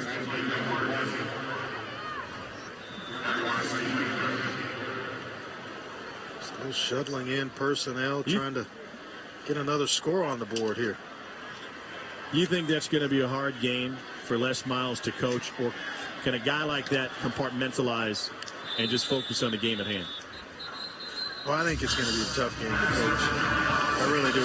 Once it kicks off, then it becomes a little bit easier to where you're not thinking. But as you get closer to the fourth quarter, whatever the outcome's going to be, that's tough. But leading into it had to have been one of the worst weeks of his entire coaching career, being asked that question over and over. Is this your final game as the LSU Tiger head coach? At some point, I thought he handled it perfectly, because that could get extremely frustrating. Shermer over the middle, tipped in, incomplete. 52 seconds remain here on Rocky Top. They're a couple minutes away from kick in Baton Rouge. Well, this is our last regular season game until we reconvene for the bowl season around the holidays. What a tremendous job by our crew all season long. Been a fun year. Entertaining year as well on all fronts. That guy Joe Taylor ever respond to your emails? Yeah, he did.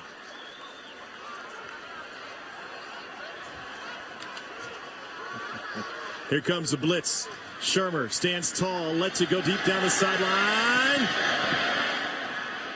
Inbounds or not, ball's caught, and it is complete. They're going to give it to him at the 8-yard line. Trent Sherfield on the deep ball. It goes for 35 yards. Oh, what a nice job of concentrating here by Sherfield. Watch him here having to break stride, turn. The right foot's down. It's an excellent job. Excellent concentration. Shermer's had that shot a couple of times and overshot it there. He put one in the area of Sherfield that allowed him to get himself down in bounds. 85 yards receiving today for Sherfield on 6 catches. Might as well finish it up top. I mean, they're inviting it. Look that way. Back in the end zone. Too much.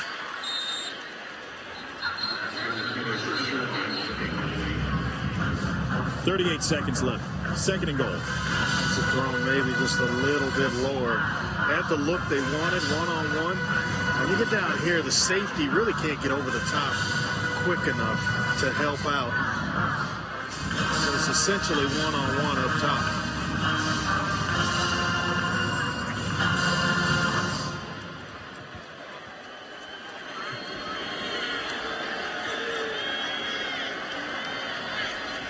Sims in motion. They'll roll the pocket. Pressure. And it is incomplete. Kyle Shermer was out of the pocket. Third and goal with 30 seconds remaining. Running out on him on that play. Just held on to it a little bit too long.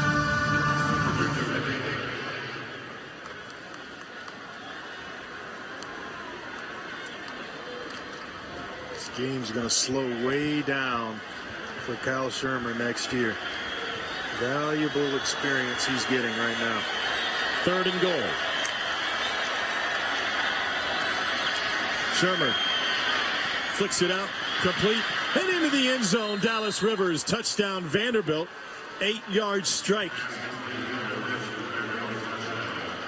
And the Tennessee coaching box next to us not happy they gave one up late. Yep, going through his progressions, able to find Dallas Rivers late. Watch him here. He will scan the entire field from right to left. He knows where the check down is, finds a throwing lane or creates one, a little side, kind of a sidearm, little flick. And whatever you can do just to get the ball to the receiver, you do it. And Dallas Rivers is going to reward him with a touchdown. Third touchdown pass of the night for the freshman Kyle Shermer. Openshaw's extra point is good. 9 plays, 68-yard drive, 1:23 off the clock. They have kicked off in Baton Rouge, A&M and LSU. It's available on the SEC alternate channel. Go to secnetwork.com/channel if you're looking for the alternate channel in your area. Derek Mason used the timeout in that drive, trying to make sure his guys were on the same page, and they're able to put together a scoring drive late. And you talked about Kyle Shermer getting in the film room, the difference between watching somebody else's film and watching your own film, watching what you did and the defenses you saw in a game. It's all the way down to body language, foot placement, all that stuff. It's just different watching another quarterback than watching yourself do it. And as well, you want to turn the film on in front of all your teammates and have them see that it's you that's the leader of the football team. That's part of it as well.